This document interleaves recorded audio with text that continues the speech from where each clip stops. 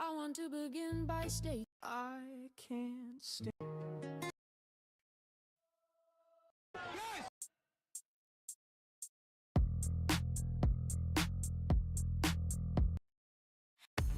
Part of the reason why I'm in a suit all the time is because wearing a suit, basically like lingerie for old conservative ladies. Yeah, they love that shit. Gets them horny, horny, horny, horny,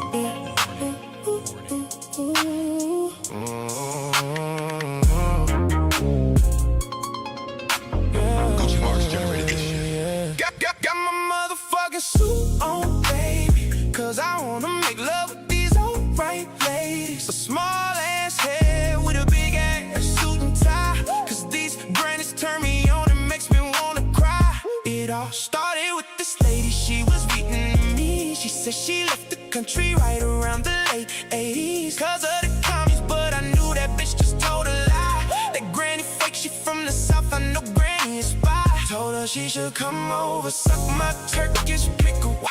Don't you ever disrespect the hammer and the sickle now. Can you believe this fucking refugee? She should go back, just pack your things and leave. Can't stop thinking about them grannies, grannies. Pull up and pull down all them panties, panties. We could be making love in that wheelchair. I treat you right, better than Obamacare. Can't stop thinking about them grannies, grannies. Pull up and pull down all them panties, panties. Run my hands straight through your gray hair. But the South Vietnamese, they should stay there. Got my motherfucking suit on, baby. It's already far past your bedtime, ladies. You should be at home Googling Hassan Pike and meat pics. Check out my Turkish pickle if you haven't seen it. Cause I think if you're at that age as an old lady, you shouldn't be running around acting all crazy. All sorts of fucked up being like it's mentally ill. You should be at home, put on some Hassan and chill. These old ladies should be flicking their feet to my Turkish pickle, yeah, I like to be seen. These old ladies should be flicking their feet. Give it a rating, ladies, but please don't be mean. These old ladies should be flicking their feet to my Turkish pickle, yeah, I like to be seen. These old ladies should be flicking their feet. Give it a rating, ladies, but please don't be mean.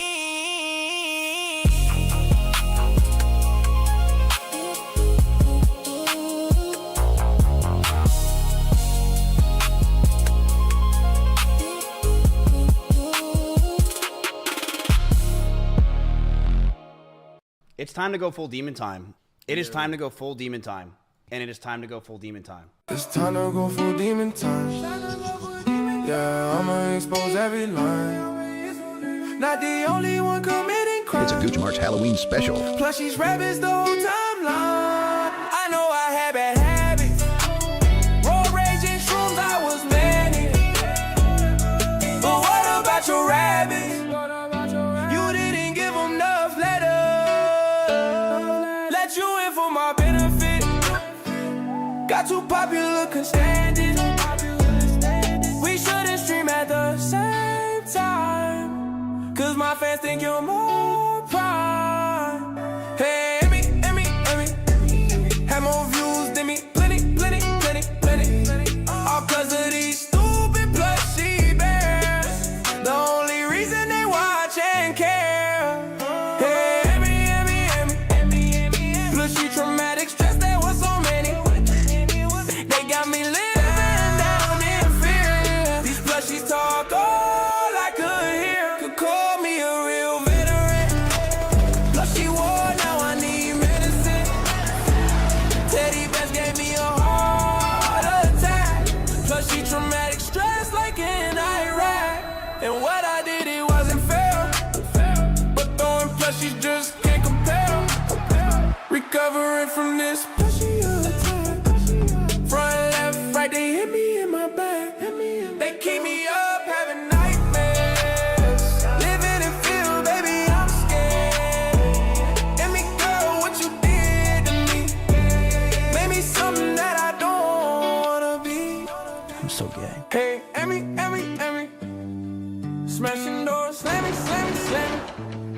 Manipulated you for all these years, 'cause you threw the plushy bears.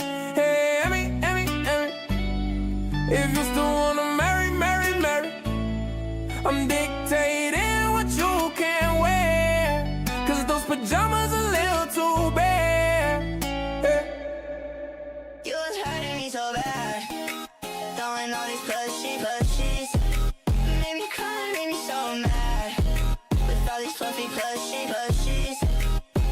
Why like I'm fun? Yes, Danny and this bitch. It's my platform, baby. Come stream on Twitch. I like 'em crazy. Yeah, Danny fucking rich. Girls, don't be lazy.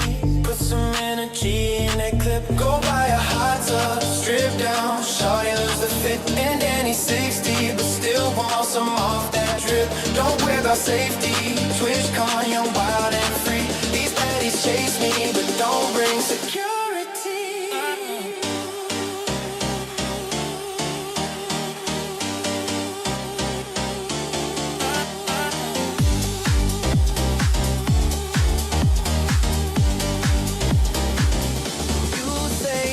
Greedy, 'cause it's a 50-50 split, and I don't care that you get a 95 on kick. Don't be so needy.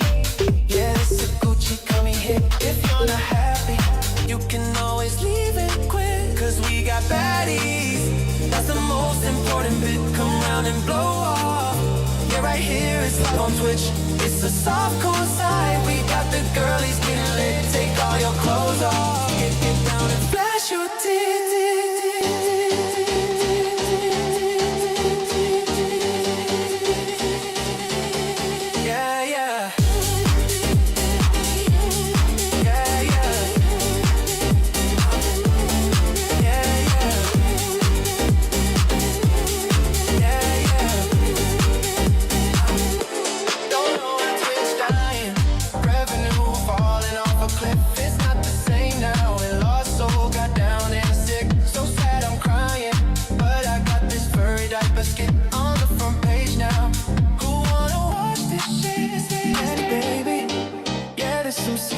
Type shit, my life a movie. TwitchCon, what's off the grid? I'ma watch some streams now. Chill out, cool off a bit. See you in the next one. Gucci marks generated the shit.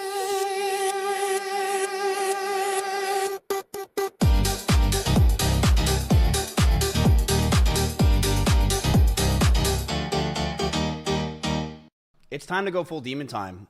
It is time to go full demon time. And it is time to go full demon time. It's time to go full demon time. Yeah, I'ma expose every line. Not the only one committing crime. It's a Gooch March Halloween special. Plushies, rabbits, the whole timeline. I know I had bad habits. Road rage and shrooms, I was manic. But what about your rabbits? You didn't give them enough letters. Let you in for my benefit. Got too popular, couldn't stand it. We shouldn't stream at the same time, 'cause my fans think you're more prime. Hey, Emmy, have more views than me. Plenty. All 'cause of these stupid plushy bears. The only reason they watch and care. Hey, Emmy, plushy traumatic stress, there was so many. They got me living down in fear. These plushies talk all I could hear. Could call me a real veteran. Plushie war, now I need medicine. Teddy bears gave me a heart attack. Plushie traumatic stress like in Iraq. And what I did, it wasn't fair. But throwing plushies just can't compare. Recovering from this plushie attack. Front, left, right, they hit me in my back. They keep me up, having nightmares. Living in fear, baby, I'm scared. And me, girl, what you did to me made me something that I don't wanna be. All right. Jesus. An entire folder full of meme songs. Put it on random and it just plays the same one again. Oh my God. Well, we are back. hopefully for a longer stint than just a few days this time. Although my schedule might be changing. I don't know. I haven't decided how I'm gonna handle this shit. Go back to the one-person camera setup. How's everybody doing? We're back for the time being. So, when I say I'll probably change my schedule, I'm probably going to change it so that I'm streaming 3, maybe 4 days a week. Damn. I'm caught my throat. Where I'm streaming 3, maybe 4 days a week, and then the rest of the days I'm posting the VODs, cutting the streams into VODs, posting them on YouTube, so there'll be daily content on YouTube, and it'll give me a couple days to edit and stay caught up on editing if I can get into that rhythm. Right now it's kind of up in the air, so it's whenever I can stream. And if I do get better at editing and get better at this, then I'll have the time to, during those 3 or 4 days when I'm not streaming drama content, then I'll go back to streaming some gaming content, get caught up on some games. Those will be Twitch exclusive streams, as I want to keep the YouTube stuff just drama, because I don't want to show up in someone's YouTube feed. They're expecting drama streams, because that's what I usually do, and then they come in and it's a gaming stream. Or damn. Or I'll label them as gaming streams. Either way, I got a few things to catch up on here. I ain't even gonna do the Twitter check-in thing. I've got to get better at, and that'll give me a chance to actually like plan shit out. I got to get better at actually planning my streams out, so I'm not just clicking on shit to watch and just reacting to stuff going in, half-cocked here. Come up with an actual stream plan. So I've got planned out segments, and this will feel a little more of a cohesive experience than me just clicking stuff. I got a few here I want to watch, though. I don't know if I'll get into the Dr.Disrespect one. Somebody did a full thing on him. I want to start with the Denims one. I know that one's old at this point. She somehow won. Pretty sure you all know it at this point, but she somehow won her lawsuit against the lawsuit with Ethan. I don't know how she won. She admitted to the part of fair use she was breaking before she did it, but I have literally not caught up on this or seen anything about it, so I guess now we're gonna find out. Let me get into the gameplay. We're just gonna jump straight into gameplay here. Gotta fix my cameras. See, I'm not even like opening OBS and setting up my stream before I stream here lately. I just barely have time to stream at all, so I gotta get better with my time, with how I handle my time. Make that a little bit bigger. All right. For now, that'll have to do. Let's get rid of the music. Yes, we know you have a BWC. Don't we all? Don't we all? All right. I know mine is. I don't know about y'all's. I've never had a complaint. All right, but let's pop that on out. It's an internet versus video. Connor's going to tell us all about the Denims lawsuit victory. I don't know how it happened. I don't know how we got here, but, here we go. And I am going to enjoy my Fortnite Gooner skins. There's Gooner skins in the shop. We have gone full circle. Fortnite's gone full Gooner mode. And you know what? If you guys... You can get them right now in the Fortnite item shop. Use code DeathWitch to save nothing at the shop and support your favorite streamer. Just go ahead and put in that code and buy your favorite Gooner skin. For now, Minecraft Connor, Internet Versus. Tell us all about the Denims lawsuit. It is now official that Denims has won her copyright lawsuit against Ethan Klein regarding the content nuke on Hassan Piker. However, it is not fully over yet, as Ethan has posted that he will be attempting to appeal the decision. He'll lose the appeal. It is. I doubt an appeal appeals usually don't work. I doubt this one will work. If she somehow managed to win this, then she's got a damn good lawyer. I don't know. I mean, I hope he wins on appeal. I don't know, man. I'm split. Like, there's that part of me that wants her to win because it's fair use, I guess. But also what she did wasn't technically fair use, and she did say she was trying to steal views away from the content. So I don't know. I mean, I'll have to hear like how this went down. If the lawsuit is only about her stealing the content, then no, that's got nothing to do with fair use. I hope she loses. If they made the lawsuit or the argument became about how you're transforming the content and therefore you can't steal something that's not, you know, that you've transformed into your own content. So the whole point in making content transformative is to make it your own so that it's different from the original. And then if you stole views away from the original with your own, then I guess the argument there is, well, they were never going to watch the original to begin with. If they'd rather see one that's been transformed, they have no interest in watching the original. So can you really steal a view that was never going to watch it to begin with? I'm guessing that's probably the route they went, is they're going to say that her viewers that were there to watch her and her transformed version of it. They wouldn't want to see the content without her commentary, so they were never going to watch it to begin with. I guess that's probably the argument they're going to go with. And you can't steal a customer away from, you know, you can't steal a view he never had. You know, that's like the best argument I can come up with in my head for it. So that might be where they're going with it. I don't know. I guess we'll find out.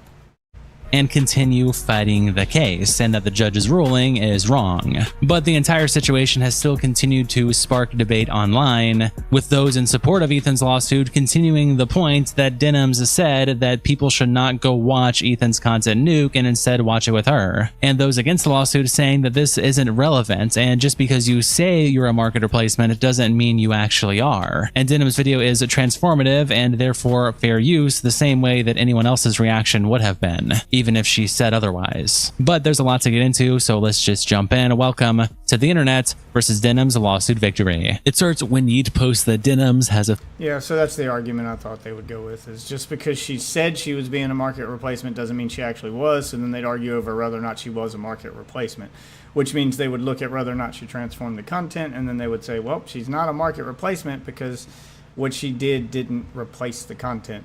It created new content. I'm guessing so this is one of those kind of winning on a technicality things, is how I'm guessing this is going to go. Officially won her lawsuit against Ethan and Klein, attaching this picture, essentially just repeating what we said in the first part, where the court deems a defendant's use as transformative. Throughout the livestream, a defendant provides commentary pertaining to criticism of the nuke. Defendant contends that the nuke resembles a high school video project or a middle school project. During the subject livestream, a defendant complains about the documentary's editing, and that the video treats the audience as morons and is attempting to trick them. The complaint further states that she frequently makes comments that are later contradicted by the nuke itself. Notably, See, I wondered if the amount of dead air she had throughout her commentary would make it not fair use, because it's clear that she's not... A lot of times she's just pausing for the sake of pausing. It does kind of give that feeling that she's only doing this to steal views. That's kind of the vibe you get from it, especially since that's what she said was her explicit purpose. But that's another thing, though. When you've got a live stream that lasts 4 hours, there's no way the judge is watching all fucking 4 hours of that live stream. So he's going to get the relevant clips and timestamps, and then he's going to look at those and determine, I'm guessing he's going to determine, like, whether or not those clips and timestamps count as transformative in and of themselves, like each individual one, and then in their totality. So he's not going to watch the entirety of the thing, which would make it hard to get the vibe of the stream when you're trying to prove something like you know, market replacement or intended to be market replacement. Even though she said it, that might not be what it means, because, I mean, they're right. That isn't necessarily what it means just because she said it. So I don't know, man. I've got to be a fly on the wall inside that case to see what they actually said. Because this really is one of those things that could go either way, depending on what parts of it you watched or how you were presented the content. That's the thing.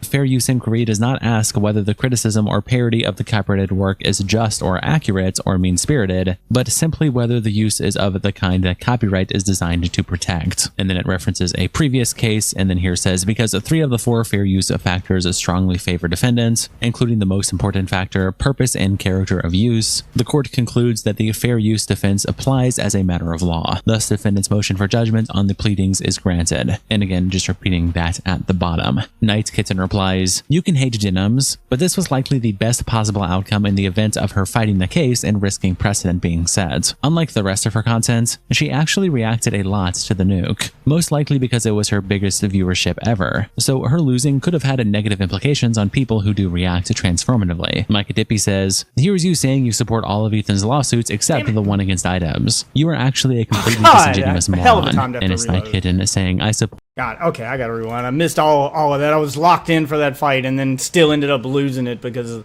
fucking reload. Ugh. God damn it. That's so annoying.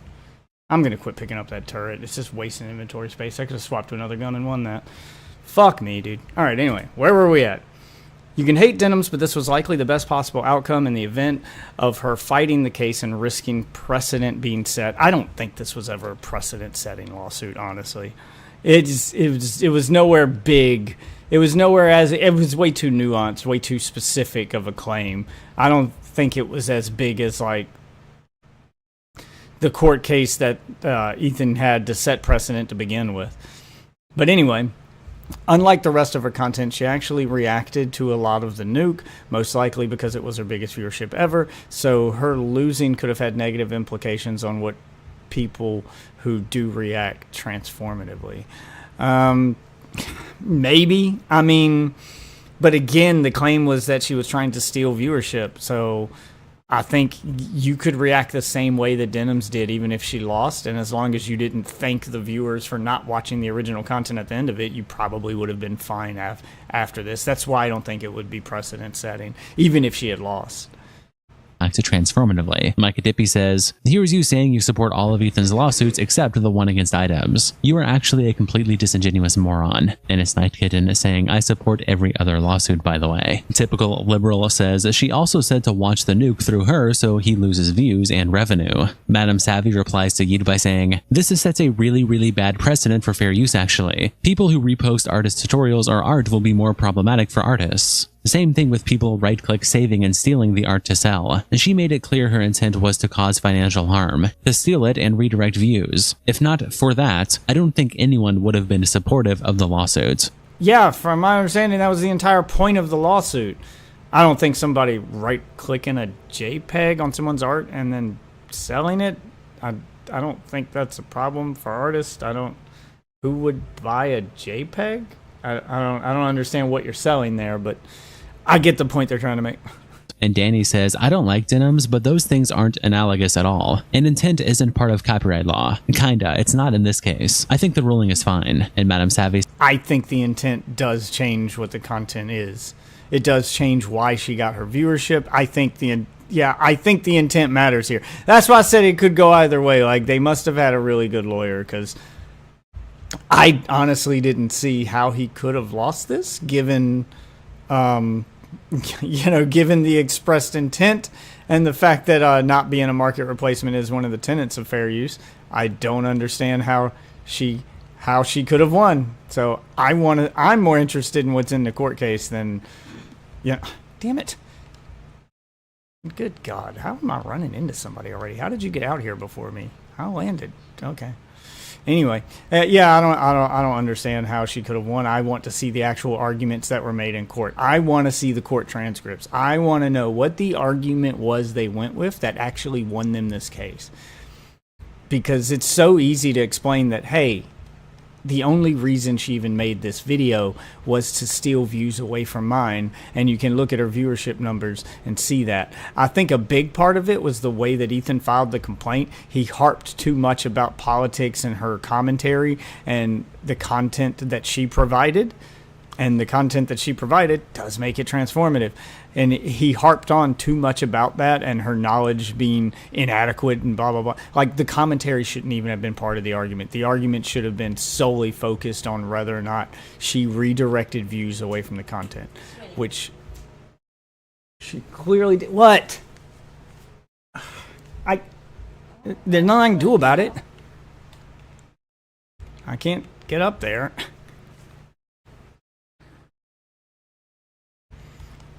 Okay, well, I lost my train of thought. He says, I thought the intent was the whole foundation. And Rescue Hamster says, intent is important depending on the case. It doesn't matter if I intended to steal an apple. If I ended up paying for it, the protection from the law was to prevent me. That's not analogous, though. The thing is, she did steal views. You can see it with the numbers. It's not like stealing an apple. It's easy to prove whether or not you stole the apple. There's a receipt, there's an exchange of money. That is pretty easy to prove. Proving this is a little harder. You gotta, show what her average viewership is before this. You have to show the lead up to it. Like, there's a lot of nuance you have to add, and if that's not presented properly in court, then you could lose the case. And I'm guessing that's not what they did. They probably focused more on her. I don't know. I don't know how they lost this. I really don't know how they lost this. Hold on a second, guys. I gotta take a quick break here to deal with something.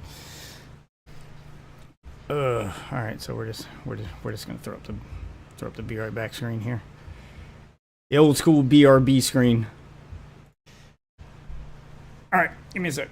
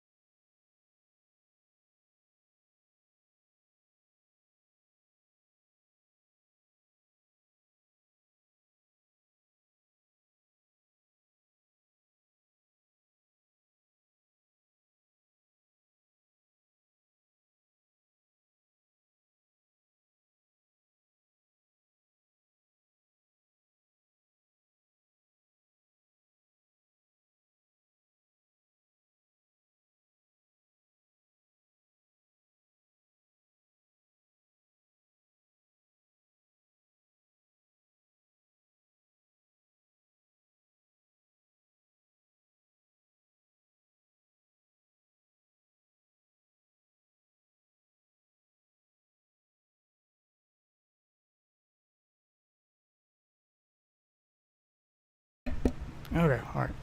We're back. I'm going to down my game now. All right, back to where we were. Let's try this again. We'll go back 5 seconds.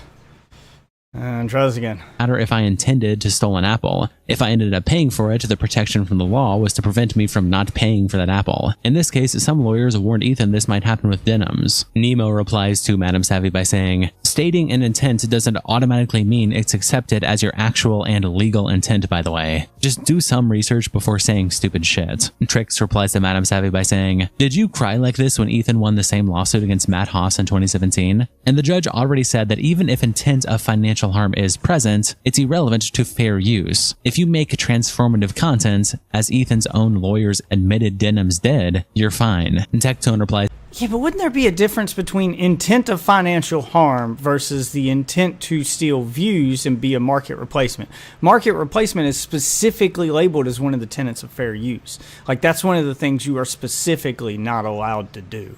But financial harm, meaning that, like, let's say you weren't trying to be a market replacement, but you were trying to get people not to go to one of his sponsors, for instance. Well, that would cause him financial harm because if they didn't use his sponsor, he'd make less money, but they could still watch his video. Your video wouldn't then be a market replacement. Like, that would be okay. But causing the financial harm by explicitly breaking one of the tenets of fair use, I don't know. Like, that seems like the kind of thing that should have instantly lost you a lawsuit. That's why I want to see the transcript of this so bad, because I want to see how did they fucking lose this. Like, it seems so cut and dry. It seems so incredibly obvious that I can't believe they lost, and I just want to see how it happened. I want to see how it happened. Sayid by saying, the court system is corrupt at all, guys. And Notabot says, of course. And of course, everybody screams corruption when the court case or law enforcement or something involving our legal system doesn't go their way. The first thing they scream is corruption. I don't think it's corruption. I just think it was either she had a really good defense or Ethan put forth a really bad argument. I don't think his argument was bad, but he didn't seem to focus as hard on the market replacement point, which should have been, in my opinion, his sole focus. Because reading the complaint, like, he gets into the politics of it, he gets into her knowledge of Israel and Palestine, etc., and the content of the nuke itself. And in all honesty, none of that fucking matters. Every bit of your analysis could be incorrect. You could have the most retarded takes on the planet. It would still be transformative. Retarded takes are still transformative. They still change the way someone views the content. But saying, watch my content instead of watching his, and then you look at the views and you can see that she got a bunch of views. I guess the hard part would be proving that those extra views she got on this stream didn't also watch his too. So maybe that's the hard part to prove, because you can easily prove that it got her more views, for sure. Like, that's obvious. But then it's proven that those extra views she got were people who watched her and then didn't watch the nuke. And maybe that's the part they couldn't prove, is you can say, yeah, she got more views, but can you prove that those viewers, that each one of those individual new viewers she got didn't also watch the nuke themselves? Maybe they watched both. You know, it's hard to prove that the number of views she got had an effect on the number of views that watched it. I guess that's probably the problem. That's probably where the hiccup was. Am I back? Because now I got stuff I got to edit out. Am I back online? Did it reconnect? Jesus. Okay, good. I can move in the game again. We're back. Holy shit. Sorry about that, guys. Refresh, I guess. I'll rewind it five more seconds. Jesus Christ. Sorry, my internet shit tonight. If it goes out again and doesn't reconnect, like, if I have another hiccup, I'm just going to call it for tonight's stream. We'll try this again tomorrow. Figures. My first night back, there's a storm, so now my stream might not stay live. I should have waited one extra day before I started going live again. Oh, my God. You have an offer? What's your offer? I don't know why I'm even entertaining this, but go ahead. Tell me what your offer is. What's the scam you're pushing, bro? Let's hear it. Oh, fuck. Is that an NPC? Oh, god damn it. Of course. As soon as I get my internet back and I can get back into the match, I run into a guy that's just... Okay. Alright, whatever. I was going to lose that match anyway. Alright, so what's your offer before I start playing my video again? We're waiting on you, Paxton. Tell us what your offer is.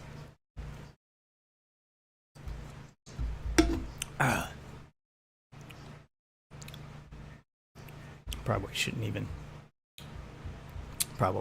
equip a Sprite. I should pick them up in match because I'm trying to get new ones, but we'll go ahead and try to... Yeah, we'll go ahead and try to level up the one I got anyway. Maybe I can level this one up before I find a new one. Alright. Wish it told me whether or not I have the Sprite when I see it on the ground. Whether or not I've already maxed it out and have it. I don't know. Maybe there's a way it does that. Alright, anyway. Back to this then. Here's his offer. Isn't that important? Let's go. By saying, the court system is corrupt at all, guys. And Notabot says, of course a Tone would say this. You call yourself a vibratus, right? Lamau. Twigs replies to Tectone by saying, I don't like Denims or H3, but who the fuck asked for your opinion? Court is only corrupt when... If you don't like either one of them, then why are these tweets showing up in your showing up in your fucking feed, Twig. These guys self-report every time they say this shit. I get so sick of hearing this. Like, people who pretend like they're not into drama and they know nothing about this stuff and they don't care about it. And they're replying to tweets that would only show up in your feed if you interact with drama. Guess what? I don't interact with sports. Sports is a highly trending topic on Twitter all the fucking time. There's no time it's not trending. It's one of the most popular topics in the fucking world. I interact with zero sports posts. I have zero interest in any sport whatsoever. Do you know what doesn't show up in my fucking feed, even though it's the most trending topic in the goddamn world? Sports. So if you're seeing drama in your feed and you're replying to these tweets, it means you interact with drama shit. Stop pretending like you don't care about drama. It's clear that that's your interest. That's why you're seeing these tweets. Fuck me, dude. I or someone I like loses. Okay, bud. Make sure you put yourself back on the sex registry next year. And then this meme is saying, you gotta shut the fuck up, man. Decoy replies Seed by saying, if Ethan sets up an AI snark stream that procedurally reacts to her streams called the Stale Denims Profit Bots, the courts would protect him and Well, no, because that's a bot doing it and not him. I'm not sure bots are protected under fair use. If he wanted to do a stream reacting to her live stream in real time every time she went live and he was physically doing it, yeah, I would even argue he could explicitly tell people to watch him instead of her. That seems to be what worked for her, so he could absolutely do that. I'd argue he probably should, just to prove a point. But yeah, doing it with a bot, though, I'm pretty sure that wouldn't count as fair use if you use a bot to do it. Big Dog Gotta Eat says, I don't think there would be an overlap with her audience, so there wouldn't be damage to claim. Punished Pigeon says, yes, as long as Ethan makes a few comments here and there. And with his audience difference, his re-upload will make more than she does. Hyper Whale says, defendant provides commentary. The downside to that is what that guy kind of highlighted. Yeah, his re-upload of it would get more than her original stream. Hell, his reaction would get... If he streams at the same time as her and reacts to her stuff in real time, that would get more views than the actual stream he's reacting to, which, by judging by this lawsuit, would be totally fine. The problem with that is he would be bringing more attention to her than she would otherwise ever get, so it'd be a net positive for her. She would just gain more views from it. She would gain clout. He would just be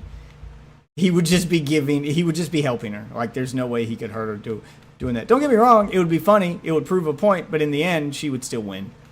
Commentary attaching this clip. I'm gonna go pee, and hopefully, when I'm back, they're done with this.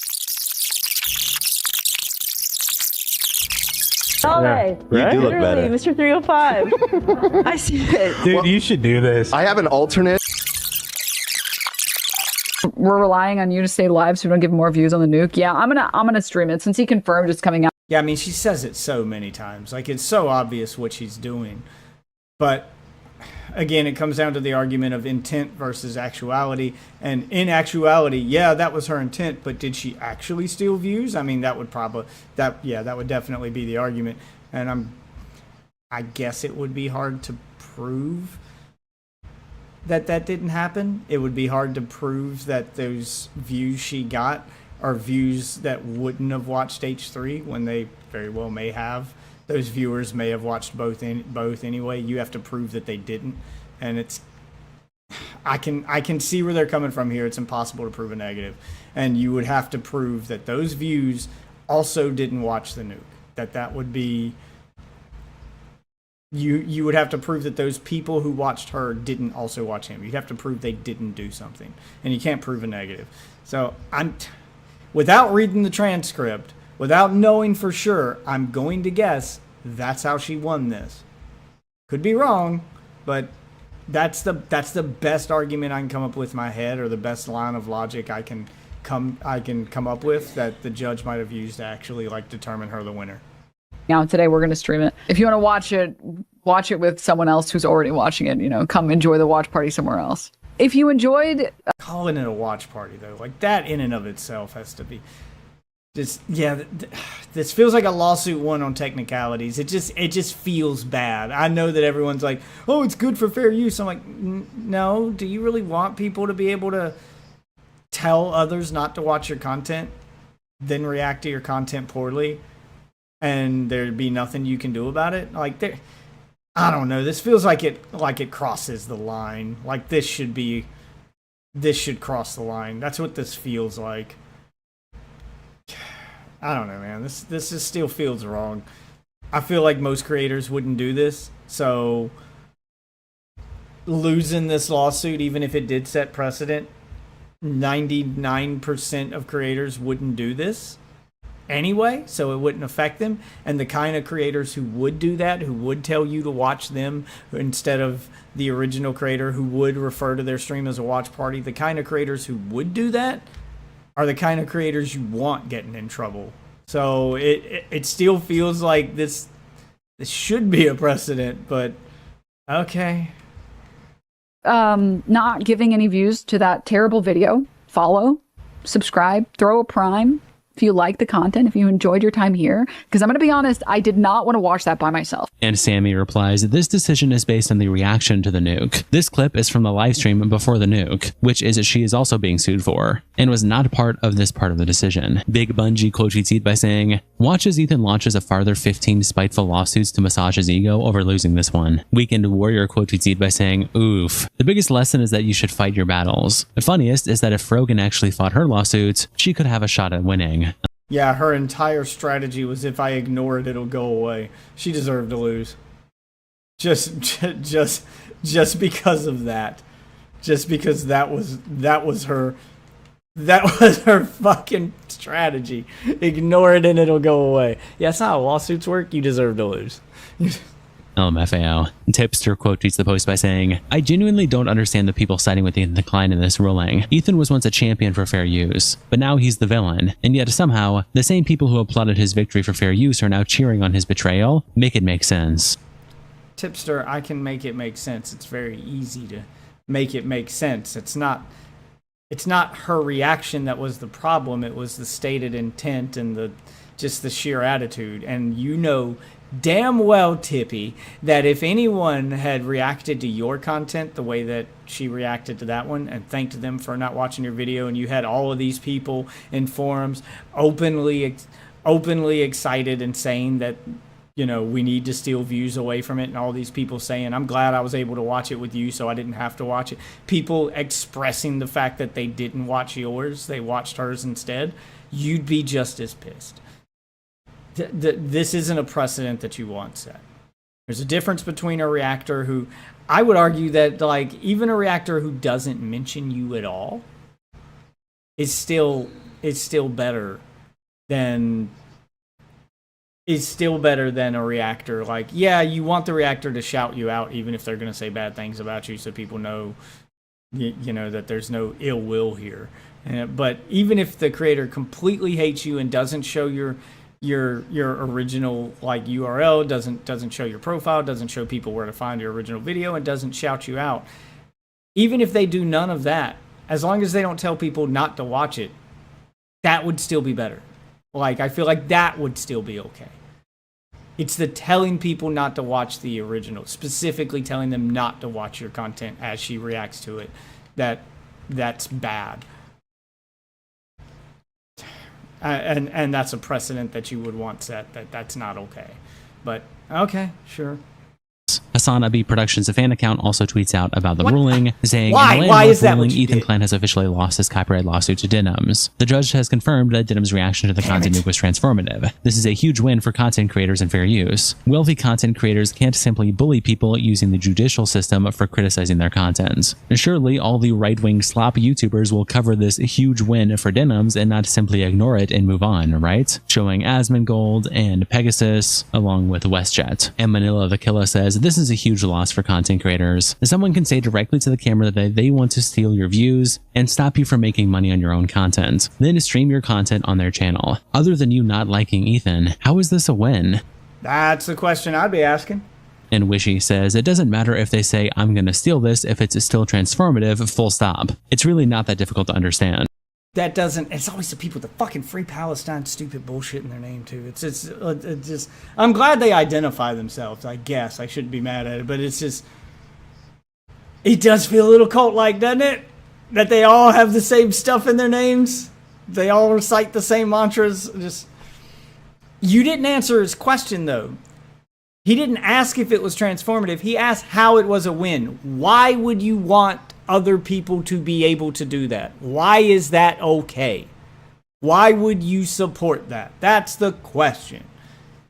And Beastly Flip says, would you say the same if she stole a car from Ethan just because he left it unlocked? And these people all using the worst analogies possible. You would say, would you say the same if Ethan did that to one of Hassan's videos?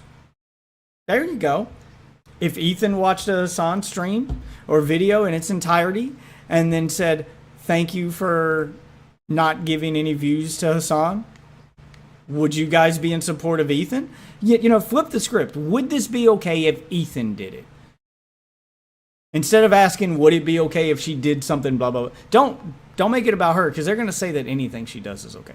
Make it about Ethan. Say, would it be okay if Ethan did this to iDubbbz? If Ethan did this to Hassan? Hell, fuck it. Make it about two people they hate and see if they're willing to concede. See if you can force them to agree with Ethan. Say, so this would be okay for Ethan to do if he did it to Asmongold, if he did it to Destiny. You know, that's the question I would ask. I gotta start being more active on Twitter. Maybe I can get in one of these videos. These people always like make the dumbest analogies and ask the dumbest fucking questions that never really prove the point. And then you watch as these conversations stray further and further away from the point. Stealing is stealing. It's really not that difficult to understand. Dexerto also posts about the Ethan Klein lawsuit loss, and Anthony Fantano quotes it by saying, just one more ruling, man. Just one more. He's so close, I can feel it. And a bunch of laughing emojis. The Tectone quotes Dexerto by saying, a woman can go into court, state she has malicious intent and is intending to destroy a man's life, and the judge will still find her innocent. Over on r/H3H3 Productions, Shammy Wow Lol also posts about the Denims victory, and Dice Hand. All right, I'm sorry. This is pissing me off. I gotta rewind because I can't hear what was said because I'm fucking locked in on this dude who starts a fight with me and then runs away. Oh, that's so fucking annoying. I'm killing this. I am now on a specific mission to kill this one guy because that annoys the shit out of me.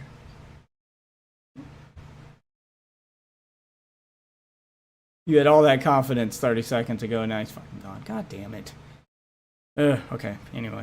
H3 Productions, Shammy Wow Lol also posts about the Denims victory, and Dice Hands says, it seems pretty silly. Would love to try streaming a Disney movie and provide the same level of quality commentary she did to test out this judge's brilliant conclusion here. So as long as you pause the video and go, damn, that's crazy every few minutes, you should be good. And Yep, that is exactly what this says.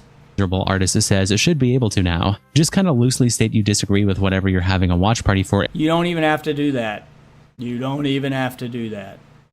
Every couple minutes and pause to laugh. And Wataru says, Ethan has money, but not Disney money. Those judges would fold immediately. And Sterla Tier. Yeah, if it was a corporation that did this, if the exact same lawsuit happened between Denims and Disney, or Denims and Paramount, or Denims and whoever, Denims and Warner Brothers, etc., any of these companies that make movies, if the exact same lawsuit happened between Denims and, you know, even, fuck it, not even Disney money. Let's just say TLC is going to sue her over the 90-Day Fiancé shit. Just any actual business and not an individual YouTuber, so this doesn't look like YouTube beef, she would have lost. Exact same lawsuit, she would have lost. And I'd bet my next fucking paycheck on it. Says, I wonder if it would be possible to reopen the lawsuit if somebody did that and got sued by Disney successfully. Not saying that would ever happen, but it would be interesting if that... No, they can't reopen a closed lawsuit. They would just say that that lawsuit doesn't set precedent, and then they just issue a new ruling on the new individual lawsuit. I can't deal with that right now. Was possible. And Working Class of Magic says it literally happens. Look up any major Disney movie on YouTube with reaction. And just out of curiosity, I went ahead and looked up Frozen reaction on YouTube, and there are multiple people actually reacting to Frozen. This one is 1 hour and 33 minutes. Yeah, but are they actually reacting to the entirety of Frozen, or are they just watching clips? I would need to see one of those videos. Is it them actually watching the movie Frozen and reacting to it? Because I'm pretty sure Disney wouldn't be cool with that. Or is it them watching clips of Frozen and doing kind of a review well, not really a review because they're not going to give it a rating, but they're just reacting to like key moments from the movie and then giving you their thoughts on it at the end. Kind of like a review, but it's more just their impressions video, I guess. Hey, here's the impression that we got from it. Here's what we thought of it. Here's our reaction to these key moments. And then because those are two different things. Like, I'd have to see the video to see what they actually fucking did. Spend about 57 minutes reacting to the movie. Frozen's runtime is about an hour 45. They show what appears to be most of the movie and put reactions in there, pausing after various lines, saying things, following the story. This channel also does other things, like this is Ratatouille reaction. The movie is about an hour and 51 minutes. They react to it for about 38. But yeah, on YouTube there are... Yeah, it's showing most of the movie and the same as showing it in its entirety. Like, I don't know. Maybe they're just not big enough to get Disney's attention. Like, just because no one has been sued over it yet doesn't mean that Disney wouldn't sue over it. Like, they're probably just not worth Disney's time. They're not big enough to do any damage to their brand. I guarantee you, if someone like Moist Critical, you know, like if Charlie did this, for instance, that would probably get their attention. Oh, is that my bitch? Oh my god! Dude, fucking die. How is this not... Jesus fucking Christ. Fuck you. Holy shit. I hate people who play like that, dude. Oh, that's so annoying to deal with. Okay, anyway, Jesus. Yeah, if someone like Charlie did it, or... you know, Asmongold, or, you know, a creator, you know, Hassan, if he did it, there's a reason why he doesn't react to the things that they do. The bigger the creator, the more actual damage, because Disney doesn't care about your reaction. Disney cares about their brand and whether or not you heard it. If you're a big enough streamer to do actual damage to their brand, yeah, they would probably sue you. They'd probably send you a cease and desist and then sue you. That would absolutely happen. I stand by that. Just because they didn't sue these creators doesn't mean that they wouldn't. They just haven't felt the need yet. That's all. That is all this tells me. Oh damn! I just one shot of that guy. Actually, dozens of people doing this. This guy has it covering most of the... It doesn't matter if there's 100 people doing it. If those 100 people, yeah, like they're showing these people who look like I want to see their actual channel so I can see how many views they got, but it looks like they don't get that many views. Like, they're probably not big enough to even get noticed by Disney, so who gives a shit? Like, Disney's not going to sue every individual creator who does this, but the big ones are going to get their attention for sure. For sure. Jesus fucking Christ. Dude, throw the fucking nade! How many times do I have to press the button? What the fuck? Why wouldn't he throw the nade? I pulled the nade out and I fucking pulled the trigger like 8 times. It just would not throw that fucking grenade, dude. Do I have to be standing still? Can I not throw it while moving anymore? What the fuck was that? Ugh. I gotta stop taking this game seriously. I gotta stop caring about whether or not I'm winning or losing here, because it's just frustrating me. Alright, anyway, back to this. The screen here and reacts to what appears to be over half of the movie itself. And yeah, you can look this up for anything if you do Wreck-It Ralph. Like, how many views are those things getting, though? Like, hold on. Let me full screen this so I can see. None of these even get 1 million views. Like, these are like 10...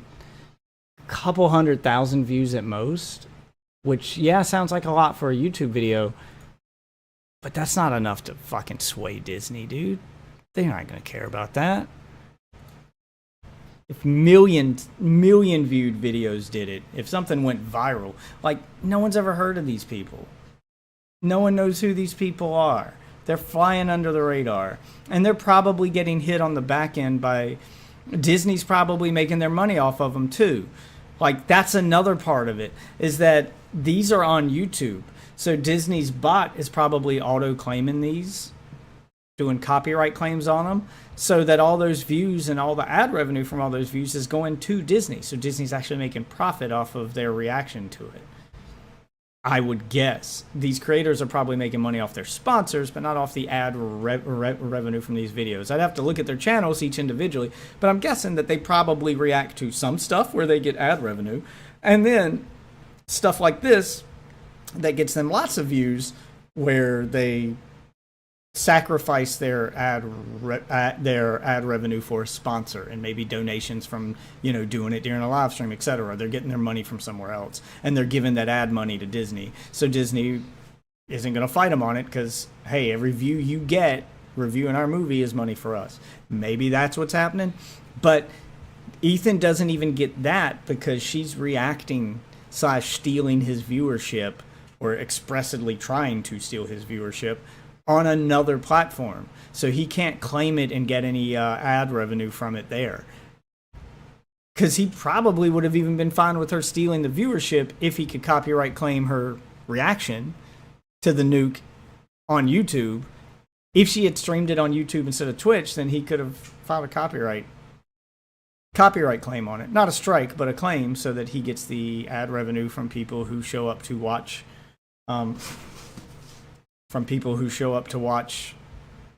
her version of it instead of his.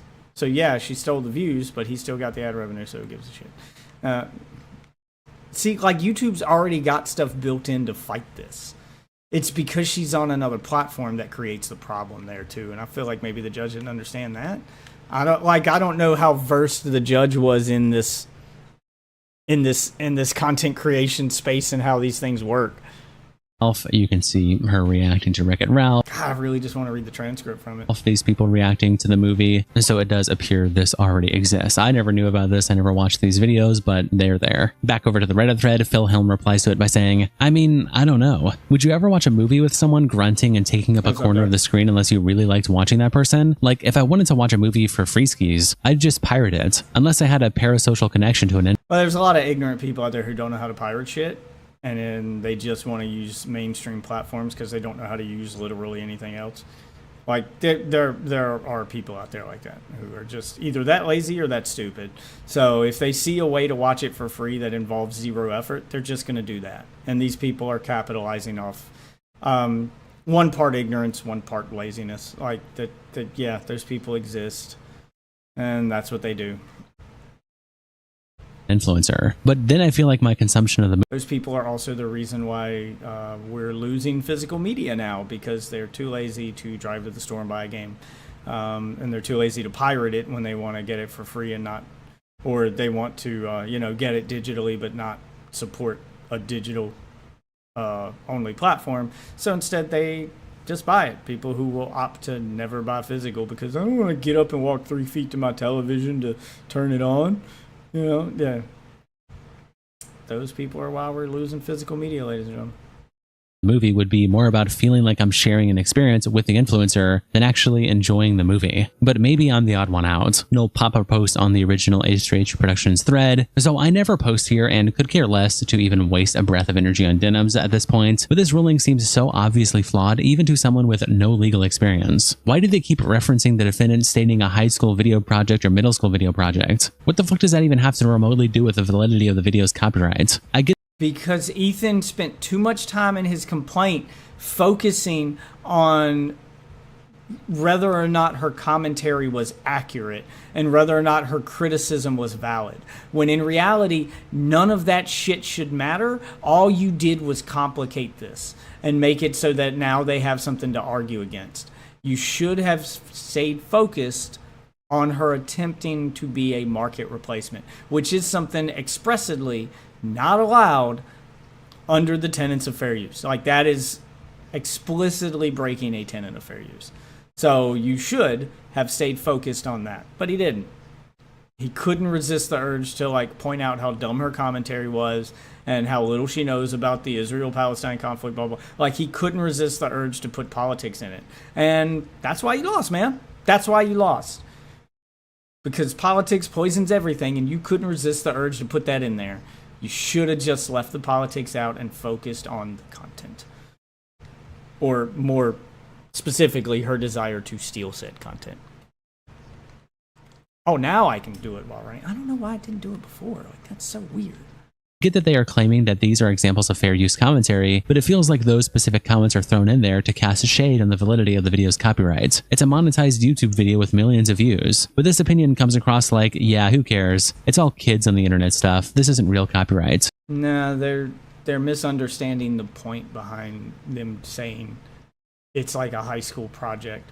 They were basically saying it's okay. Like, the reason they bring that up is because high school projects are usually poorly researched and not very correct with their commentary, or not very nuanced, or don't add a lot to it. They're kind of lazy. But the reason that you go with that on her in particular, and you say, well, you know, this is like a high school project, is because, well, you can say, okay, well, it doesn't matter that her commentary's bad. High school projects, the commentary on those is bad. That's the level of commentary she's providing. That doesn't matter, though. You wouldn't strike down we would never say that a high school project isn't fair use and isn't okay because the high schooler did a bad job. It would still be fair use. That was the point in the comparison, to say, hey, just because she sucked at commentary doesn't make it not fair use. Which is why he shouldn't have focused on her commentary literally at all. Her commentary should have not even been part of this conversation. It should have solely focused on the fact that she wanted to steal views away from the original. She wanted to be a market replacement.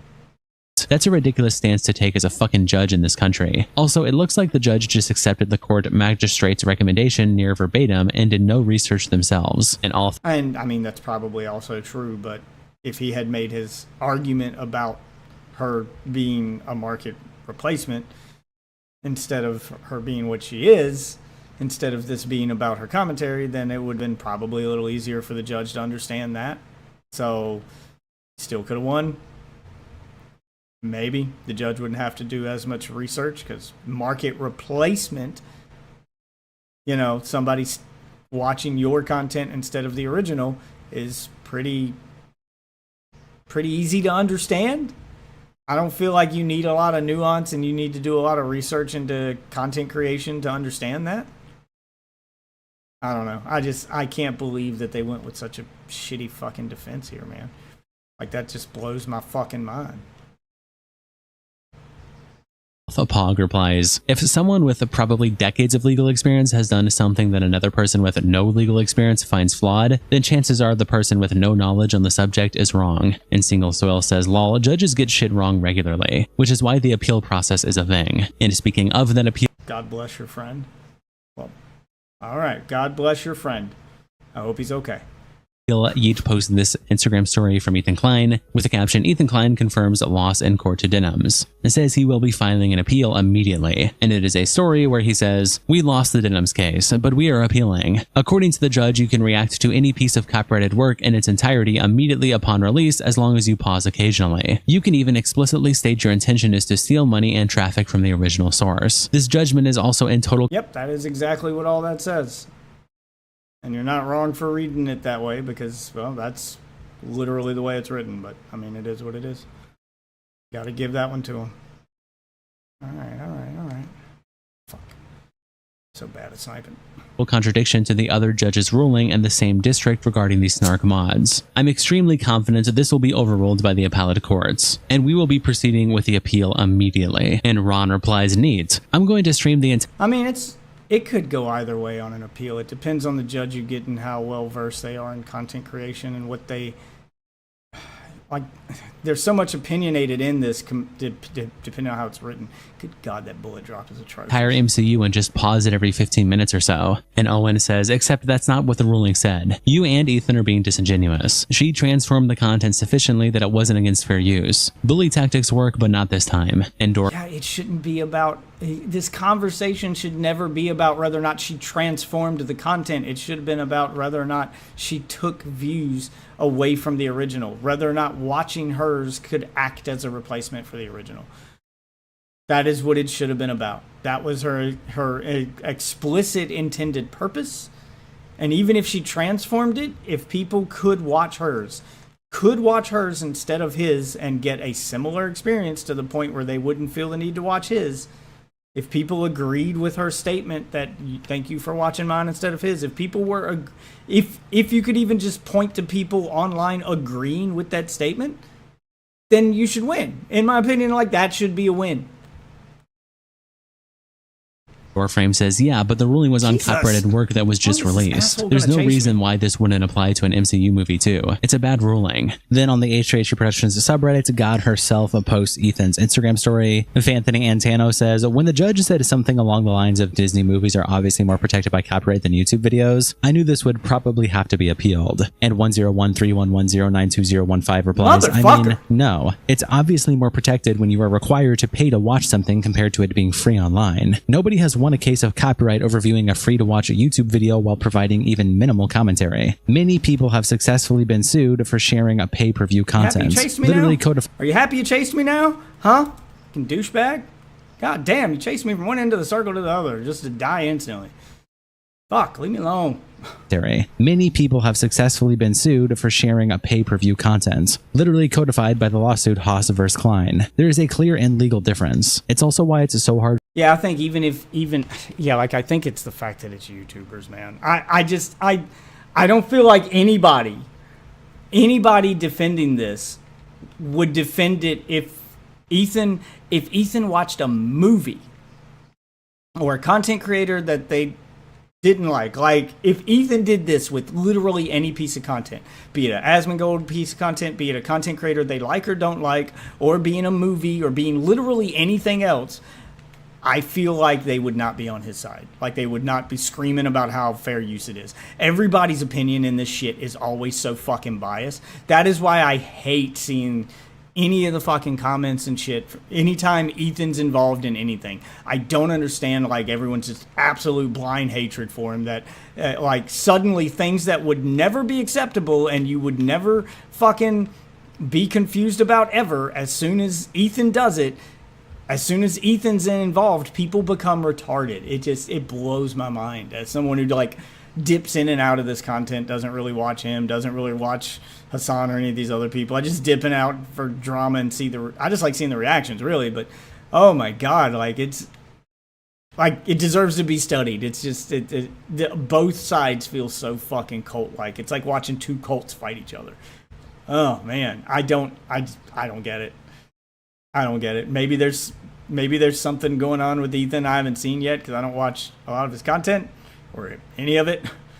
I just watch him in clips. I don't know. Maybe somebody can show me why he's bad, because I other than he's Jewish, I can't see why people don't like him. Like, I really just don't get it. For shows to go after people rewatching it on Twitch once it's posted to YouTube for free. I mean, I can get why you wouldn't like him. He's fine if you're not into his style of comedy. I don't get the level of hate he gets, other than he's Jewish or his politics don't agree with my politics, because Hassan said bad. Like, I don't get it, man. It all feels sycophantic to me every time I see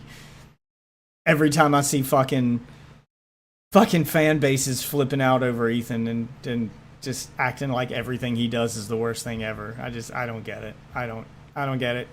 Somebody wants to link me something in chat that can make this make sense, I'll watch it on stream, but I don't understand. I don't get why he's so bad.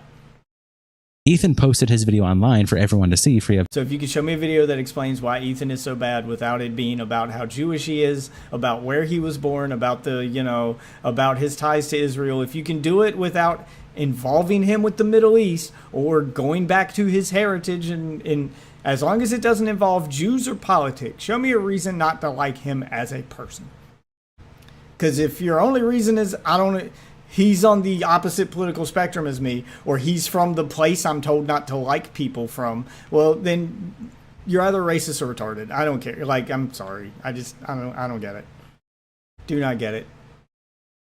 Of charge. Disney showed it only as a pay-per-view, either on their paid app or in theaters. That's different. Like, really clearly, obviously, with no ambiguation. WTF? And Snoop Hupper says, I mean, it wasn't posted to monetize, so it was posted with the expectation of ad revenue in exchange for views, and not for free. Denims deprived them of that income without transforming the content. And 101311. See, it's the fact that you guys keep leaving out the without transforming the content part, because that's always going to be their argument, is how her content was transformative. You need to leave out whether or not it's transformative and just say she stole views. Doesn't matter if she transformed it or not. She explicitly wanted to steal money from him, and then she did. So that stated intent should change things. I'm sorry, it just should. 10920015 says, "You're obfuscating the reality of how this works. I get that YouTube pays per view, but the legal system clearly defines something posted online for all to view that is paid through ad views differently than something that has an actual paywall to view the content. It wasn't on a pay-per-view site. It was posted publicly, like something on a news broadcast, which has fairly wide free speech allowances for commentary, compared to something like a pay-per-view MMA match or a movie in a theater." Over on Leftovers H3, content crash out post. No, don't compare it to news, because news isn't copyrighted. News is something that's happening and they're just telling you about it. Like, the news itself isn't copyrighted. You would have to compare it to, say, Breaking Bad, or, you know, those are TV shows that came on publicly viewable channels absolutely for free. But they're copyrighted.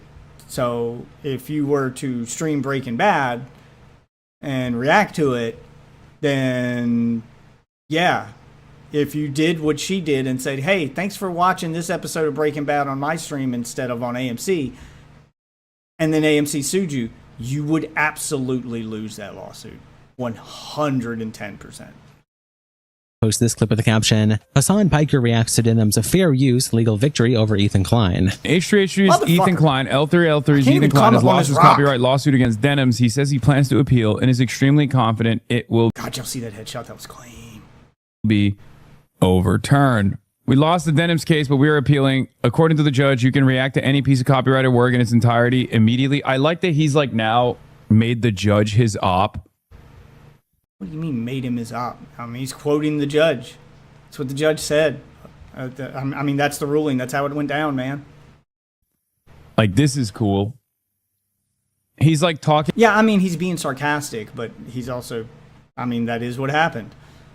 I mean, he is saying it in a way to point out how stupid it is, but yeah, that is what they're allowing now. So there you go. Damn it. Talking about the judge like he's a snarker or some shit. He's like, "Oh, according to this fucking stupid ass judge, I guess you can watch any movie you want now, according to this judge." Ethan Klein. Well, yeah, the judge is the one that made the ruling. So yes, according to that judge specifically, yes, you can. And oh my God, damn it. It's trapped between, like, both of them had their attention on me. Oh, that's so fucking lame. And be like, "I'm going to sue the judge for being a snarker." Don't interrupt. No, he's going to appeal and hope he gets a different judge. That's what an appeal is for. Jesus Christ. You know, putting on a suit doesn't make you smarter, Hassan. It doesn't make you look any smarter either. Up to him, you're right. I mean, I've given up. I've given up on being like, "Hey, man, it's probably best to just not do this. It's probably better to just, you know, preserve what remains of your legacy. You know, you've already ruined it. Why push it further?" But I guess he is very Trump coded. I know. I guess he's just, you know, he's done. "You can even explicitly state your intentions to steal money and traffic from the originals." How is he Trump code? Okay. Yeah, everyone's brain is so fucking politically rotted that, like, everything has to tie back to whatever politics they don't like. There's nothing Trump coded about what he said. There's nothing even ridiculously Trump coded about Ethan at all. He's just telling you how courts work. This judge made the ruling. According to this judge, this is how it is. And until we appeal and get a different judge, this is what it's going to stay. Now, a different judge could agree with them, and then it wouldn't be this judge. It would be the courts, because now multiple judges have agreed this is what it is. But until his appeal is either successful or a failure, yeah, it is one judge's ruling, because that's all they have to go on. When they have multiple judges' rulings on it to go on, because it lost an appeal, it lost twice. Well, now you can say, okay, maybe it is the law and not that judge. You would all do the same thing. You would call the courts corrupt if it was one judge that made one bad ruling that you don't like. You guys do that all the fucking time. So let's not pretend like we don't know how this works. Source, this judgment is also in total contradiction to the other judge's ruling in the same district regarding the snark mods. This is not how courts work. Then please, Hassan, please tell us how courts work. Please. with your no law degrees and your no research done from your bedroom. I mean, you're wearing a suit now, so I'm going to assume you know more. Please, by all means, educate us on how courts work, Hassan. You remember how Has he ever even been to court? always used to joke about like the way that people operate on the internet? They'll be like, Your Honor, what about all these other people? Like, that's not how this works in an individual case with an individual decision, right? But he's talking about a bunch of other people who are also being sued for the same thing. So they're relevant here. They are both, the people he's talking about are named in the Denims lawsuit he's talking about. So having one perspective against those people, but a different perspective for Denims would be a little weird and would be worth pointing out because, hey, these people are named in the same case. How can you have one perspective on them and a different perspective on Denims when they did the same thing? Yeah, that would be worth pointing out, Hassan. This isn't him doing a whataboutism and talking about unrelated internet people to the judge because he wants to win a fucking lawsuit. That's not what's happening here. Right, with one judge. You can't just be like, well, in the same district, another judge ruled in my stead against the snark mods. Like, what the fuck do you mean, the snark mods? Yes, the snark mods, who were named in the same case for committing the same crime that Denims did, for redirecting traffic away from his video to Denims' live stream. Yeah, they did the same thing she did. The only difference between them and her is they didn't, actually perform the live stream she did. But I mean, does that really matter? That's really the question he's asking, is what's the difference? Please explain it to me, because this judge says that what they did was not fair use, but Denims did the same thing and it is. Why is your ruling different than this judge's? Please explain the difference. Again, if he's not bringing up random internet people that are unrelated, because if that's what he did, then, hey, yeah, of course the judge would be like, that's irrelevant, doesn't matter. I don't have to explain that to you. But this, I would argue, they probably do. They probably do have to give some kind of explanation for this, or should. And that's all he's pointing out. But I get it. You don't like Ethan, so we're going to play dumb and pretend like we don't understand that all of a sudden. Because remember, if this was people that Hassan did like, he would be explaining the court system a different way here.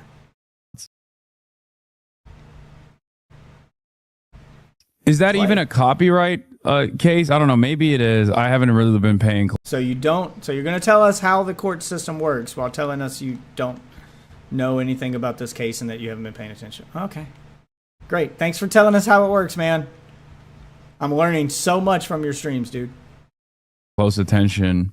Very strange behavior from a 40-year-old man with children. But I guess it's going to continue happening until like the rest of the internet, like the commentary sphere, turns around. So is this not strange behavior from a 40-year-old man as long as he doesn't have children? Is that why yours is okay? Because let's not act like you're not the same age. He's in his 40s, okay? Hassan's in his 40s. Around and goes, dude, give it up. Enough. Gucci bag time. Let it go. You know? Let it go, man. Let it go. What are you doing?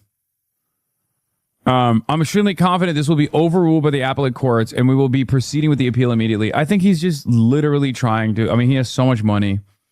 And no spread. Explain why you don't think he would win the appeal, man. Let's get into the nitty gritty. Let's get into the nuance. Let's explain this stuff, man. Come on, break it down for us. I thought you were going to tell us how the court system works. Shit. I'm about to get my ass whooped right now because I'm half paying attention. Fuck.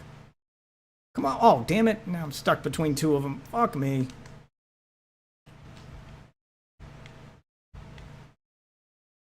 Oh, get me the fuck out of here. Oh, shit. Replies, I feel so bad for the lawyers and judge genuinely having to read through anything West Bank ROM wrote. Like, can you imagine going through all that schooling, passing the bar, and then here comes Ethan Klein? Did the judge watch the nuke? And Imaginary 92 says, unironically, yes. They would have had to watch it in order to give a judgment. Poor judge. No, he wouldn't have to watch the whole thing. He'd only have to watch any parts that were referenced in the lawsuit itself. And I don't think they referenced the entirety of it. They gave a bunch of timestamps. But no, I imagine he wouldn't have to watch the entire thing. I don't believe the judge did. I don't see how you could and come to this conclusion. Maybe he did. I don't know. I would need to. Again, I want to see the transcripts for the case. I want to hear the judge's exact words. I want to see the arguments being had. I want to know how we got here, man. That's what I want to know. Because I don't believe the judge watched all, 4.5 hours or however long it was. No, I don't believe the judge did that. I don't believe that at all. Beware of Grom replies with this, a picture of Denims in the caption, Snark Girl Summer. Over on Twitter, Ethan's Addict tweets out this clip with the caption, Ethan Klein before losing. I will accept the court's ruling. Ethan Klein after losing. I will not accept the court's ruling. I will 100% accept whatever the court finds because I just trust their judgment, their experience, their expertise, all the way. So shout out to this wonderful judge. I mean, I'll give it to him on that one. You did say that, and then you're not accepting it. I mean, I guess the appeal is still kind of accepting it because that's part of the process. You have a right to appeal, but you can't say that you're going to accept their ruling and then appeal the ruling. There's a problem there. They got you there, bud.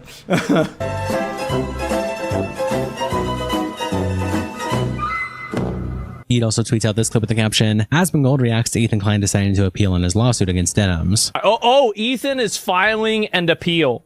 So we lost the Denims case, but we are appealing. According to the judge, you can react to any piece of copyrighted work in its entirety immediately upon release, so long as you pause occasionally. You can even explicitly state your intention is to steal money and traffic from the original source. This judgment is also in total contradiction to the other judge's ruling in the same district regarding the snark mods. I'm extremely confident this will be overruled by the appellate courts, and we will be proceeding with the appeal. Patriot. Oh man, I mean, he is using the court system as they were designed to be used, so like I can't even get mad at him. God damn it. Fucking die. Thank you, max level. Good, let's go. Damn it. Why does it do the one in my inventory first and not the one on my back? love to see it. That's right. That's right. Thank God. Yep, there it is. Sounds like a fat. Yeah, I mean, I totally agree with Ethan. I'm totally on board with him because, yeah, it's just ridiculous. Because he's a content creator who wouldn't want them doing this to his content. I mean, it's very cut and dry. It's very obvious. It's what I would expect any other content creator to do, except for Hassan. Because Hassan is anti-Ethan. Like, this is just a personal thing for him. Any creator who's not involved in this, I expect that to be their take is, good, I'm on Ethan's side because I wouldn't want someone doing this to my content. I wouldn't want someone making a bunch of Reddit posts and coordinating that people watch me instead of that people watch them instead of me. I wouldn't want that to be done to my content, so I'm going to support Ethan to make sure that that doesn't happen to my content in the future. I wouldn't want that being the norm. And you know what? Fair. How the fuck can you go and do that? How can you go and do that and somehow there isn't something clearly wrong? I mean, yes, obviously there's something that's a female judge confirmed. Well, I don't know really what that is. I have no idea at all. So yeah, and yeah, shit judges happen. Yeah, Denims got to the judge. Well, I don't know why they made the ruling. I have no idea. Maybe the judge didn't like Ethan. Maybe they just made a bad decision. Maybe they misunderstood the case, or maybe their viewpoint just simply is not the same viewpoint that other people have. I'm not sure. Yeah, we need to see the transcripts. That's the problem, is we know that she won, but we don't know the specifics on why. But I agree with and I support Ethan, and I hope that Ethan is able to get justice. I think that's what happens. That's what should happen, at least, right? And retard spot. I mean, he has a right to an appeal. I think he should get that appeal. And look, if another judge finds the same thing, then maybe their defense really is that good. I want to know what that defense was, though. I do still want to see the transcripts. I want to know how this happened, especially if he appeals and it happens twice. I'd want to know, but without seeing the transcripts, like, everyone's just kind of guessing, and all you have to go on is Denims, who I mean, I don't know how much I trust her analysis of what happened in a courtroom.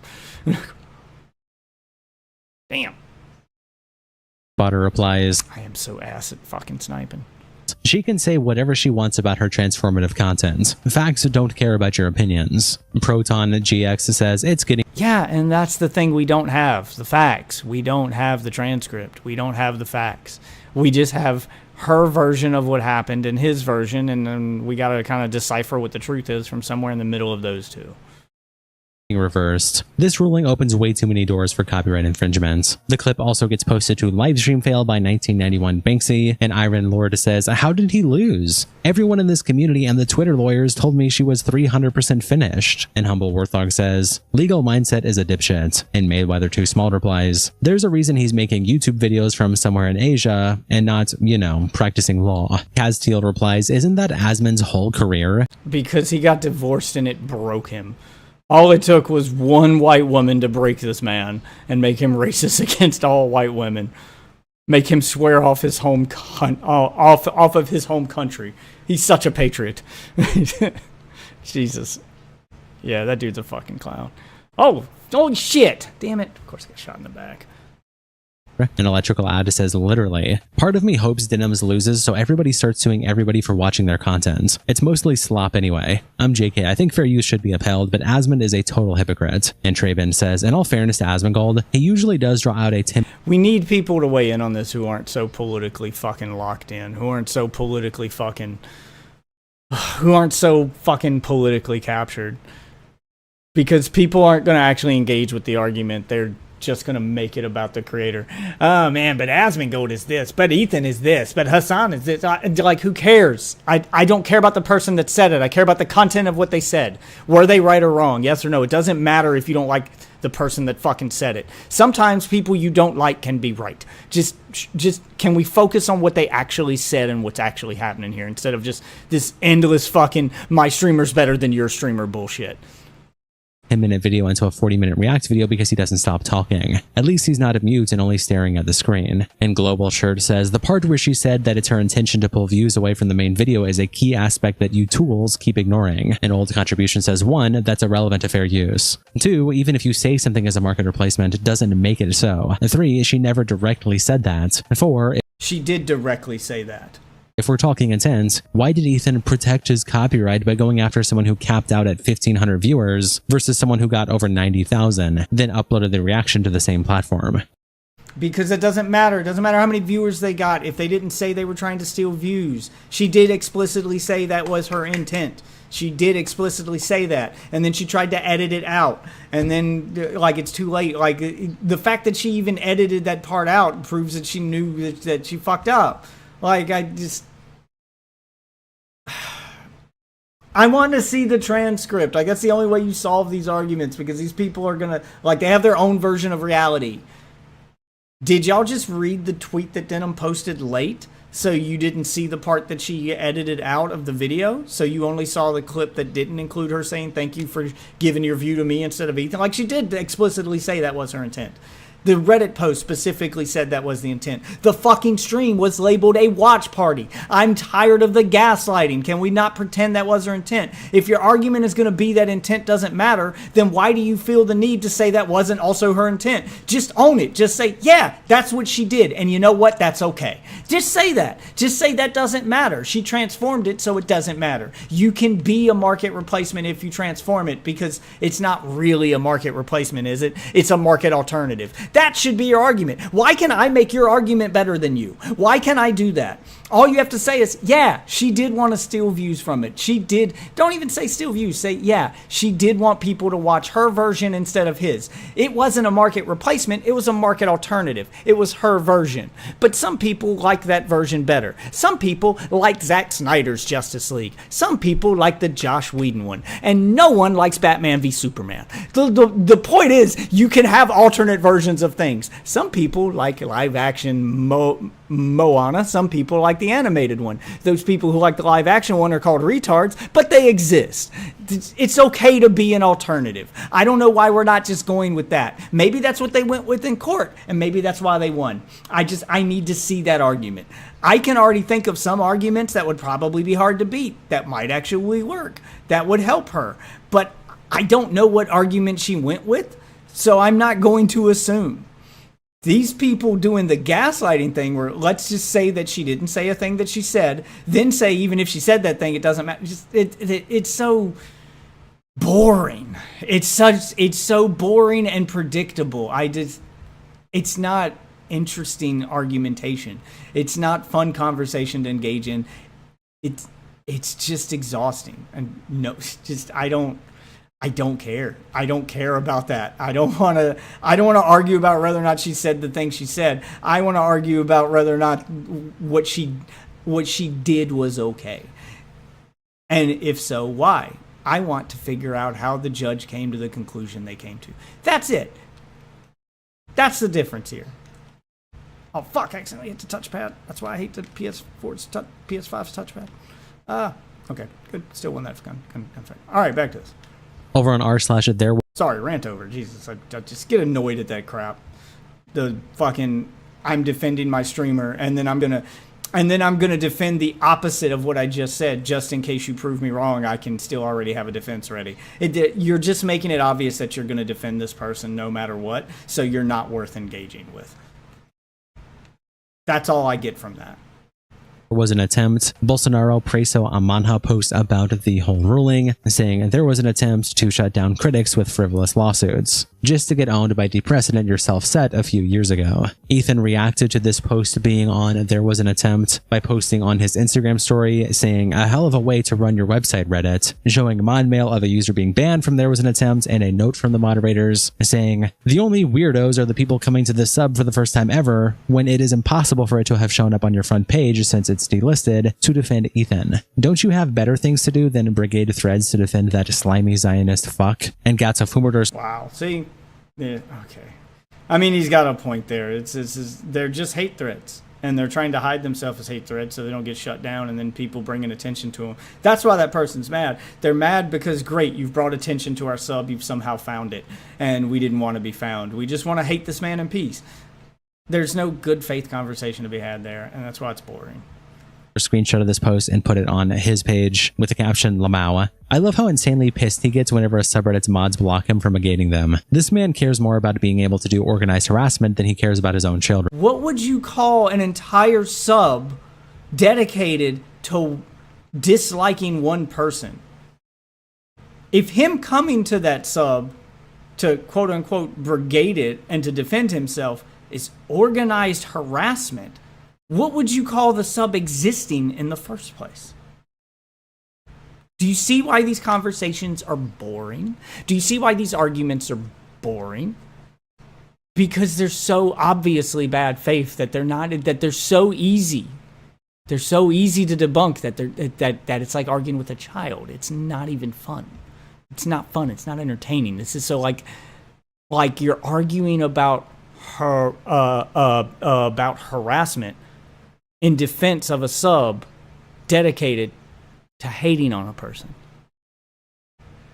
Like, you literally made an entire subreddit with the explicit purpose of hating and harassing a person, and then arguing about harassment when that person finds it. It's so obvious what you're doing, and so bad faith that it's not even worth engaging with. And Froggy Tonic says, a hell of a way to run your life, Ethan. Father of 3 kids. Employs about a dozen people, has a mansion, and he's beefing with moderators. Shout out to our tier 3 members, internet representatives, Kiko, Salsal, Coldest Bandito, Captain Crash Out, Dearboy, Noobs. With moderators of what sub? I feel that's the most relevant point here. If he's a grown man beefing with the fucking moderators on the Eminem subreddit over, arguing over the next flavor of candy, yeah, that would be pathetic. When he's arguing with the mods of a subreddit that is only created to hate him specifically, I'd say it's probably justified. I don't if there's ever a reason for a grown man to be mad at a sub created for the sole purpose of hating him feels like a pretty good reason for a grown man to be mad at a subreddit. What do you mean? What is this argument? You know what? I got to subscribe to this channel so I can get my name up there next to all those people. Hey, Papa Gut's not up there anymore. Does he do more again? Squunchmo, thank you guys so much for the support. And I'll see you all. Did Papa Gut drop his support for Internet Versus? Hold on. Papa Gut used to be up there. Or did Papa Gut just finally get mad that you wouldn't update his profile picture to show that he has over 100,000 subs now or something?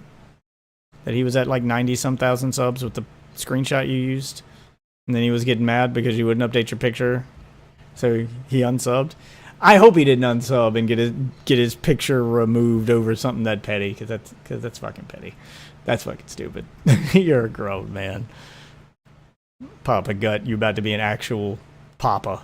That's fucking petty. Who cares? It's still free promo for your channel. Well, not free. You're paying for the privilege of being put in the video, but still though, like, who cares if you don't have the 100,000 in the picture, man? Stop. Just stop. All right, we got one more internet versus video, and then I might call it a night. I don't know. I haven't decided yet. This one's Ludwig, and it just says the internet versus Ludwig, so I have no idea what Ludwig did. There is some Ludwig content I want to watch, but I got to look it up, and I don't have it ready right now. Maybe part of it's in this, maybe it's not. I don't know. I'll have to wait and see.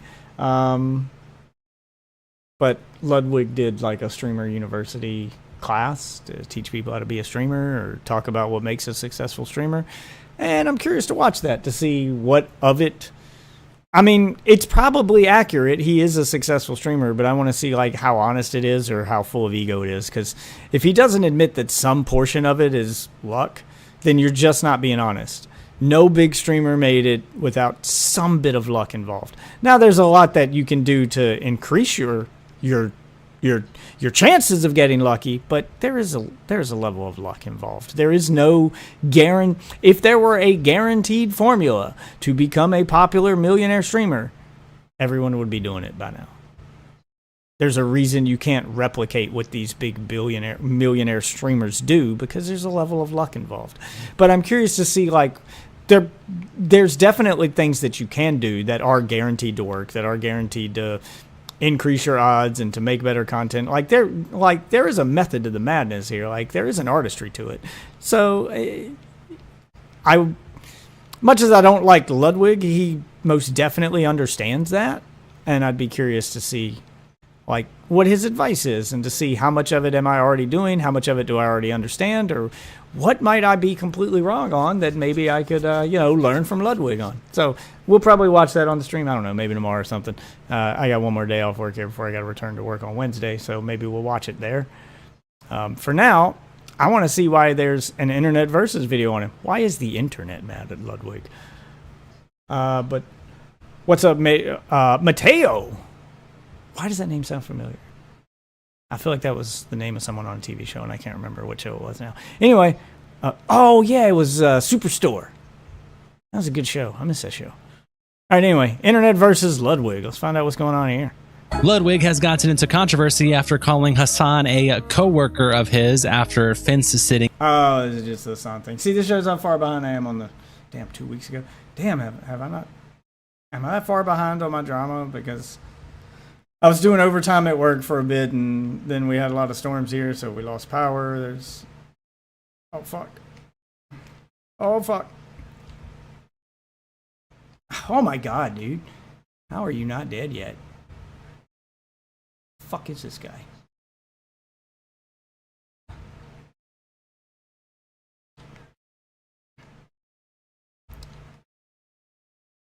Jesus Christ, I hate those boots so much. Oh my God. Dude, fuck this game, man. Oh my God, the fucking endless bullshit. Oh my God, everybody just runs away because they get all this crazy movement shit. Ugh, it's annoying.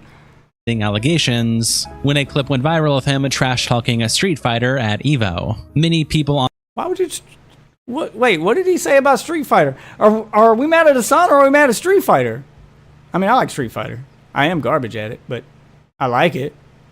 What did he say about Street Fighter? Coworker, you two don't work an office job. Your coworker has some serious allegations and controversies around him, and people are asking why you seem comfortable calling everyone else out, but suddenly get vague when it's big boy Hassan, because that's not his coworker, it's his boss, and he can't shit talk the boss. Okay, he's scared to death of Hassan, even if he'll never admit it. He's a simp. He's a Hassan simp. Okay, he's an orbiter. He knows that Hassan can destroy his career. And you know what? Before we get into this one, let me cancel this. I need to go grab a drink real quick. I'm going to throw up some of my existing content. Oh, didn't mean to do that. I'm going to throw up some of my existing content and watch that while I go downstairs and grab a drink and maybe a snack or something, take a piss. You know, I'll take a quick break, let you guys get caught up on some of the content that's actually on my channel. Because, you know, clips from this get made into... I'll try one of the shorter ones here. Clips from this get made into videos on the channel. So, you know, not everything from the live stream gets made into a clip on the channel. So you guys stick around for the live streams. You get to see some exclusive content. But sub to the channel, because even when I'm not live, or you miss a live stream, you get to see stuff like this. All right, here we go. Let's throw that up for you guys to see. Why is it not showing up on my screen now all of a sudden? Properties. There we go. All right, and we will be right back. You guys enjoy this. I'm gonna go grab a drink, take a piss, and I'll be right back. We outside! Oh shit! Oh shit! Oh shit! Now he's going! Now he's really going! Holy shit! He's really going! Yeah, he's got a job to do, and you're in the way. The black one? Say that. Thank you, bro. I appreciate that. Thank you. Thank you. Thank you. Thank you, bro. Get them. Yeah, if this is just some dude trying to do his job, fuck you. So she has a crash out after she gets out of court. A bitch is out. A bitch is out. Bro, this shit got me fucked up. A bitch is out. Yeah, bitch. A bitch is out. At 4. Oh my god, I absolutely hate the way this bitch talks. Yo, bro. I'm in jail, but it won't feed me. No water, no food, no nothing, bitch. You were in jail for one night. They serve meal during the day, and they let you out at like 3 a.m. You weren't even in the jail the entire night. What were you expecting them to do? First trip to jail? God willing, it won't be your last. I need a pizza. Why does she have nunchucks? Where did she get nunchucks? They don't give those out in jail. Wait, do they give those out in jail? He goes, if you don't come down, I'm gonna arrest you. I said, sir, I was gonna come down regardless. I just need help, because I'm scared of heights, and I'm not 7 foot tall, you big fat bitch. Should have thought about that before you got on top of an Amazon truck for a guy just trying to do his job. Bitch!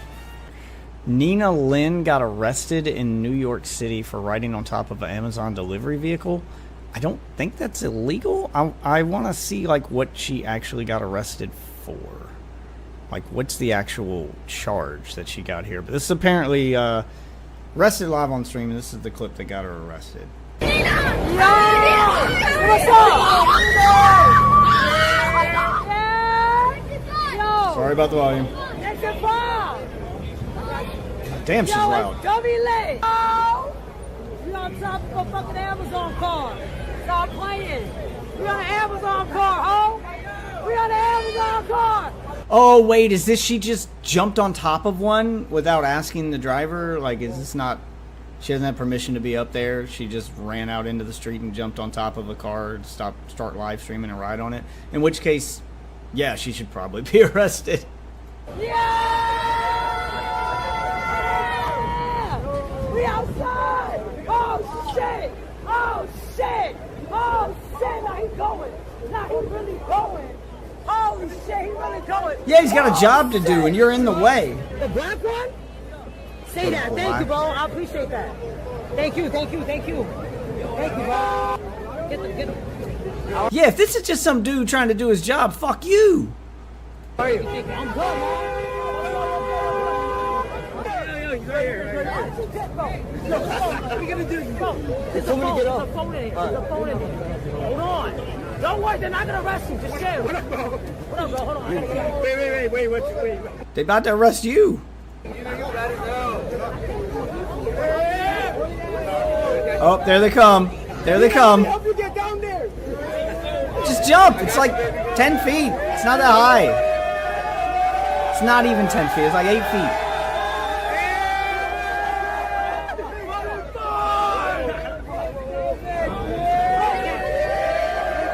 Oh, damn. Oh, no. They ain't fucking around. They fucking around just instantly. No, we weren't helping you down. We're arresting you. And yeah, if that's just some dude trying to do his job and you and your stream fucking... Y'all might have got him fired, man. Y'all fucking ruining this... Just fucking with some dude's livelihood. No, that's not cool. No, fuck you.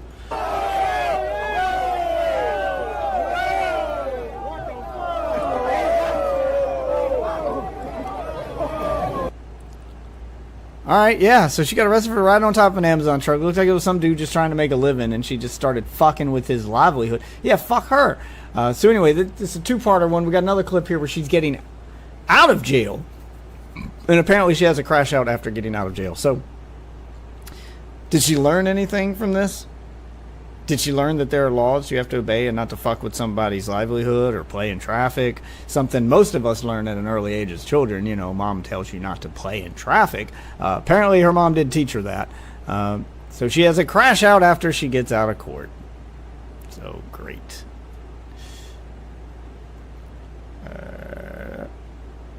Yeah, there we go. All right. A bitch is out. A bitch is out. Bro, this shit got me fucked up. A bitch is out. Yeah, bitch. A bitch is out. At 4 Oh my god, I absolutely hate the way this bitch talks. Jesus Christ. a.m. in the fucking morning. Fuckers. What? Oh my god, we're back. We're back. We are back, bitches. And ready to get rid of this content and back to the content we're working on. Alright, anyway, back to the internet versus video we got here. And I'll rewind it back 5 seconds so you guys can remember where we were, and let's fucking go.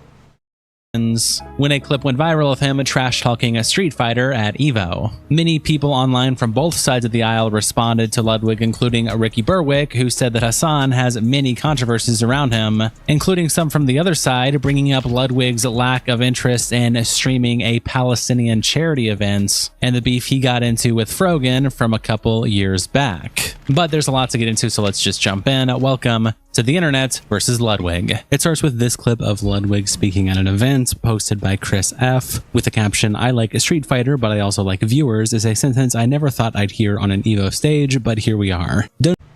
Well, are you saying Street Fighter doesn't get viewers? Because, I mean, Maximilian dude would beg to differ. You're not a fighting game content creator. So you're not gonna, like, people aren't gonna watch you for that kind of content. So streaming Street Fighter isn't going to immediately get you more views? I don't... Okay. Don't know if I'm angry or disappointed. Probably both. I mean, I like Street Fighter, but I also like viewers. It just doesn't work like that. I'm sorry. It's And Mighty Keith Okay, to be... Even though he doesn't deserve charitability. To be charitable to Ludwig, maybe he's just talking about himself, that he can't get viewers streaming Street Fighter, but other people could. Maybe he understands that, hey, no one wants to watch me play Street Fighter. I'm not very good at it. Maybe he was really bad at just expressing that. Maybe that's what he meant. Teased the clip by saying, "It's true Ludwig would get less views streaming Street Fighter, but it's not something you say during the biggest FGC event where people come to love and celebrate their passion for fighting games. I don't know if there is more context to this, but this clip is not a good look. Some of his fans are purposely misunderstanding why people are justifiably upset at the statement, and that's just going to make the convo worse. Ludwig isn't a bad guy, it was just the wrong time and place to make that kind of statement, and people didn't like it. It's that simple." And Ludwig replies to Mighty Keith by saying, "Generationally soft." And Archaeus said, "Are you calling Mighty Keith soft? Like he's giving you some charitability, and is he shit talking? Like what is happening right now? I mean, I like Mighty Keith, but I don't understand. Maybe Ludwig was just making fun of the Street Fighter community as a whole. I don't understand what he's doing right now, or why you've chosen to start beef with the FGC. I want to... Did Max weigh in on this? Like, I want to hear what he has to say about it. Says, "It's just weird because you usually fence it on important shit." And Ludwig says, "Like what?" And Kilowasu says, "We all know anything Hassan's involved in." know it's about Hassan, buddy. You made up some complete bullshit." Oh, damn, they really did go with the Hassan thing. Well, I mean, it's the obvious thing. excuses for why you clearly cower away from any topic that's even slightly negative about Hassan. Like, nobody believes this blatant lie that Hassan had nothing to do with redacting parts of your videos. And Ludwig says, I think you're mistaking me with someone else. Hassan is just my coworker. And Kilowasu says, maybe you should tell your coworker that all your friends and girlfriends simp over that he should stop. What do you mean he's mistaking you for someone else? Even if he's your coworker, that would still be a thing you did for your coworker. I don't understand. I mean, I do things for my coworkers all the time. Change things that they want me to change, or do stuff that's not part of my job to help them out. Like, that's just part of it. Okay, sure, whatever. Stop supporting terrorist rapists. Ricky Berwick quotes Ludwig by saying, coworker, you two don't work an office job together, LMFAO. Your coworker has some serious allegations and controversies around him, and people are asking why you seem comfortable calling everyone else out but suddenly get vague when it's big boy Hassan. Fucking retard behavior. And the Daily Stab replies, Hassan derangement syndrome needs to be studied. I wish people put this energy toward actual evils instead of just online leftists. People who use derangement syndrome with insert person here as a defense need to be studied, because absolutely nothing you said addressed any of the points that were made. Okay, so call it derangement syndrome if you want. I don't give a fuck what you call it. Tell me why he's wrong. Tell me what part of that was wrong. And Ricky Berwick says, you online political people need to be studied. Boom! Fucking love Ricky, man. Just the Minx quote tweets the generationally soft post that Ludwig made by saying, says the cuckbird. Nexus Neon quote tweets Ludwig with this clip in the caption, hey Ludwig, why haven't you said anything against Hassan after he sexually harassed your girlfriend? Do you oh shit have a cuck fetish, or are you Hassan's little lapdog? It's both. It could be both. Hassan. Naughty. Hassan is naughty. Addicted to Zins. Addicted to Zins, posts his package online, tells his friends to look at it. Mm-hmm. He also, during... Did you Google Hassan Piker meat pics? Fear and he put on his costume and he came in and he said, you could see my dick in this. And I said, Hassan, I'm not looking. And then he proceeded to hump the air and he said, look. And I said, I'm not looking. That's crass. And then Will did the same thing. They both really wanted me to see their You don't think it's penises. weird that Cutie's female friends are trying to make her look at their penises? You mean her male friends? Male friends. Her male friends. Sorry, that is what I meant. Yeah. And A Tribe Called Distress replies, he did say something about it. You just have to watch the whole segment rather than just 32 seconds. And Bobby John said, he said, that's crass. And A Tribe Called Distress replies, Opie said, why haven't you said nothing? And you're admitting he did to say something. And oh my God, he said 2 words. That's not saying something. That's clearly not what he meant. What he means by say something, like, call him out on it and tell him that's not okay. Address the thing that he did. That's crass. That's a bitch move. That still makes you a cuck. I'm sorry. That's a fucking bitch move. If some dude grabs your girlfriend's ass in front of you in public and you just go, that's crass, and you don't even say it to them, you just say it to your girlfriend. You didn't say anything. You didn't do anything. That doesn't count. What the fuck? These people are all cucks. Game recognized game, I guess.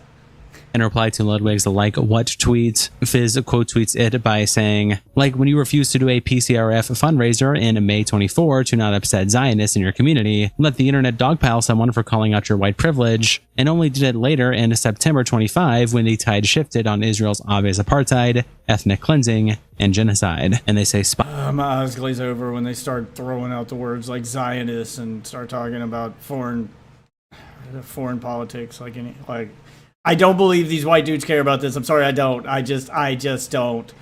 This is all just performative interest. I don't care. I don't care. I don't care. Spineless, offense-sitting bitch, along with attaching this clip.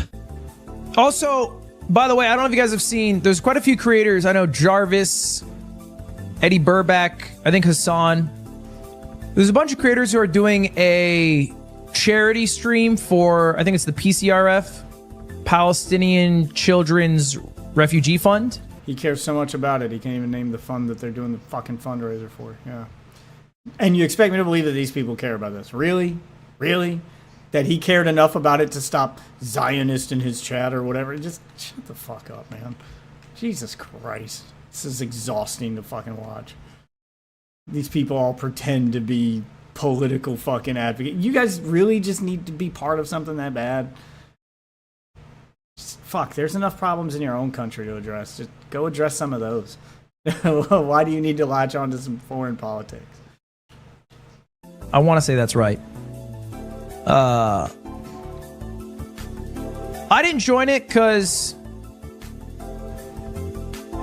Yeah, it's clear that he doesn't care about it. It's just a thing that he can use to virtue signal when he needs clicks or social media points. And that's what it is for most of these people. The influencers and the commenters alike. It's just a way for the commenters to be part of something and a way for the streamers or, you know, the influencers to get clicks, man. It's just a trending topic. And before that, if you need proof that they don't actually care about this stuff, these same people were all about trans rights and defending trans stuff when trans stuff was the trending topic, and you don't hear any of them talk about trans rights anymore. I'm sorry, did trans people win a big victory? Is the trans panic over and just no one told me? Are they not getting harassed anymore? Like, did all of that just stop all of a sudden because Israel and Palestine started fighting? Is that what happened? Like, why don't we care about that anymore? Oh, because it's not getting views anymore. They don't really care about this shit. They care about views. They go on Twitter, they click the trending topics tab, and as long as that topic's trending, they'll talk about it until it's not and something else comes up.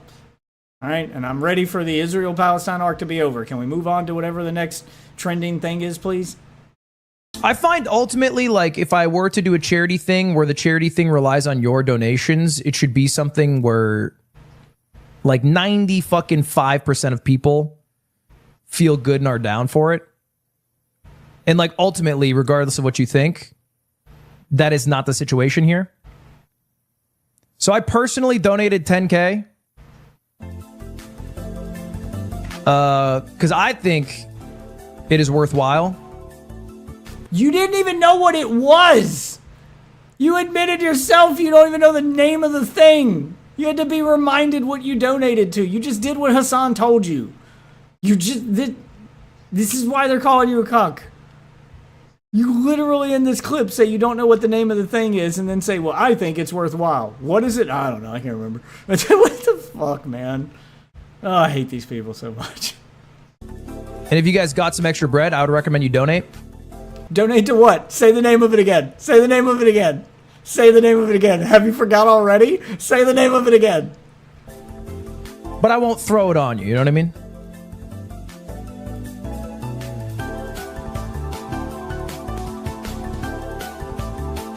Who's Hassan? That is the right question. No one important. Don't worry about it. If you don't know, you don't need to know. You're better off not knowing. Really? No thanks. And some people are going to say that, you know what I mean? That's why it's the difference between like, hey, I can put my money where my mouth is, but I don't need to put your money there. I don't need to enter a fucking debate about whether... This is a long-winded way of saying Hassan told me to, so I had to. Just Hassan told me to donate, so I did it to support him. Like, that's all you got to say, man. This is a long-winded way to avoid saying that. Holy shit. Whether that's worthwhile, I can just tell you what I'm doing. Because I have a future charity thing planned. Did he ever do the future charity thing? Like, did that ever happen, or was this just another virtue signal he hoped everybody would forget about? Because that's a good point. I don't remember him doing a charity thing after this statement. I don't think he ever did his future charity thing. Huh. But like ultimately I decided to go with the classic No Kid Hungry because, well, one, I really like that organization. But two, I know a lot of people have mixed feelings on it. Mixed feelings on feeding children? I don't think he knows what he donated to.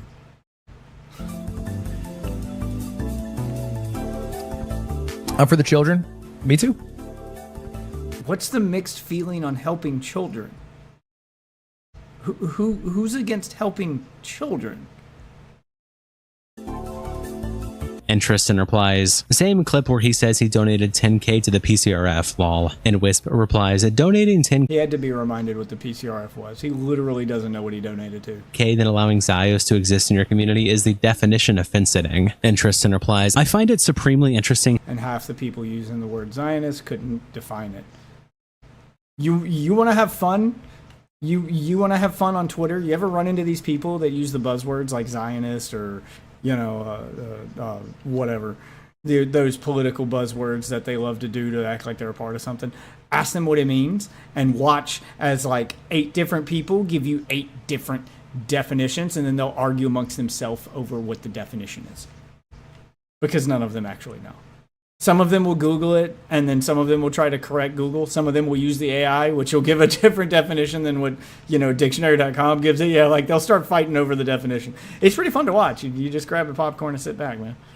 How committed leftists seem to be to prioritizing the political purity of our communities over our political goals. If you think that allowing Zios to exist in your community is an equal counteraction to donating 10K to PCRF, I don't know what to tell you. And Wisp says, you just said a whole lot of nothing. I'm not left-wing or right-wing. I'm not even American. I just hate Zionists. Also, yes, giving a safe place for Zionists to mingle and speak is as bad as giving away 10K because you are fence-sitting to not offend either side. Casey Tron replies to the clip posted by Fizz with this screenshot showing that Lugwig blocked her, and the caption, if you call him a fence sitter, he will block you. It must really aggravate him because he knows it's true, so say it more. He's a fake AF. He does this thing where every time he's getting called out for something, he attacks Hassan to win favor with incels. It's weird. The Measure to Take replies to the Ludwig clip by saying, the way he called out the one chatter that said no thanks and ignored the rest of the chat saying they'd support it and that there's no middle ground on a genocide, lol classic. Dig Dug Champ replies to the clip that Fizz posted with these screenshots of search results on their profile, searching donated, I donated, donation, I raised, and no results. And the caption, posting a clip where a guy says he's donating 10 grand and calling it fence sitting while you do jack shit yourself, Lamau. You don't actually give a fuck. You just want to dunk on a streamer that was mean to your favorite millionaire streamer.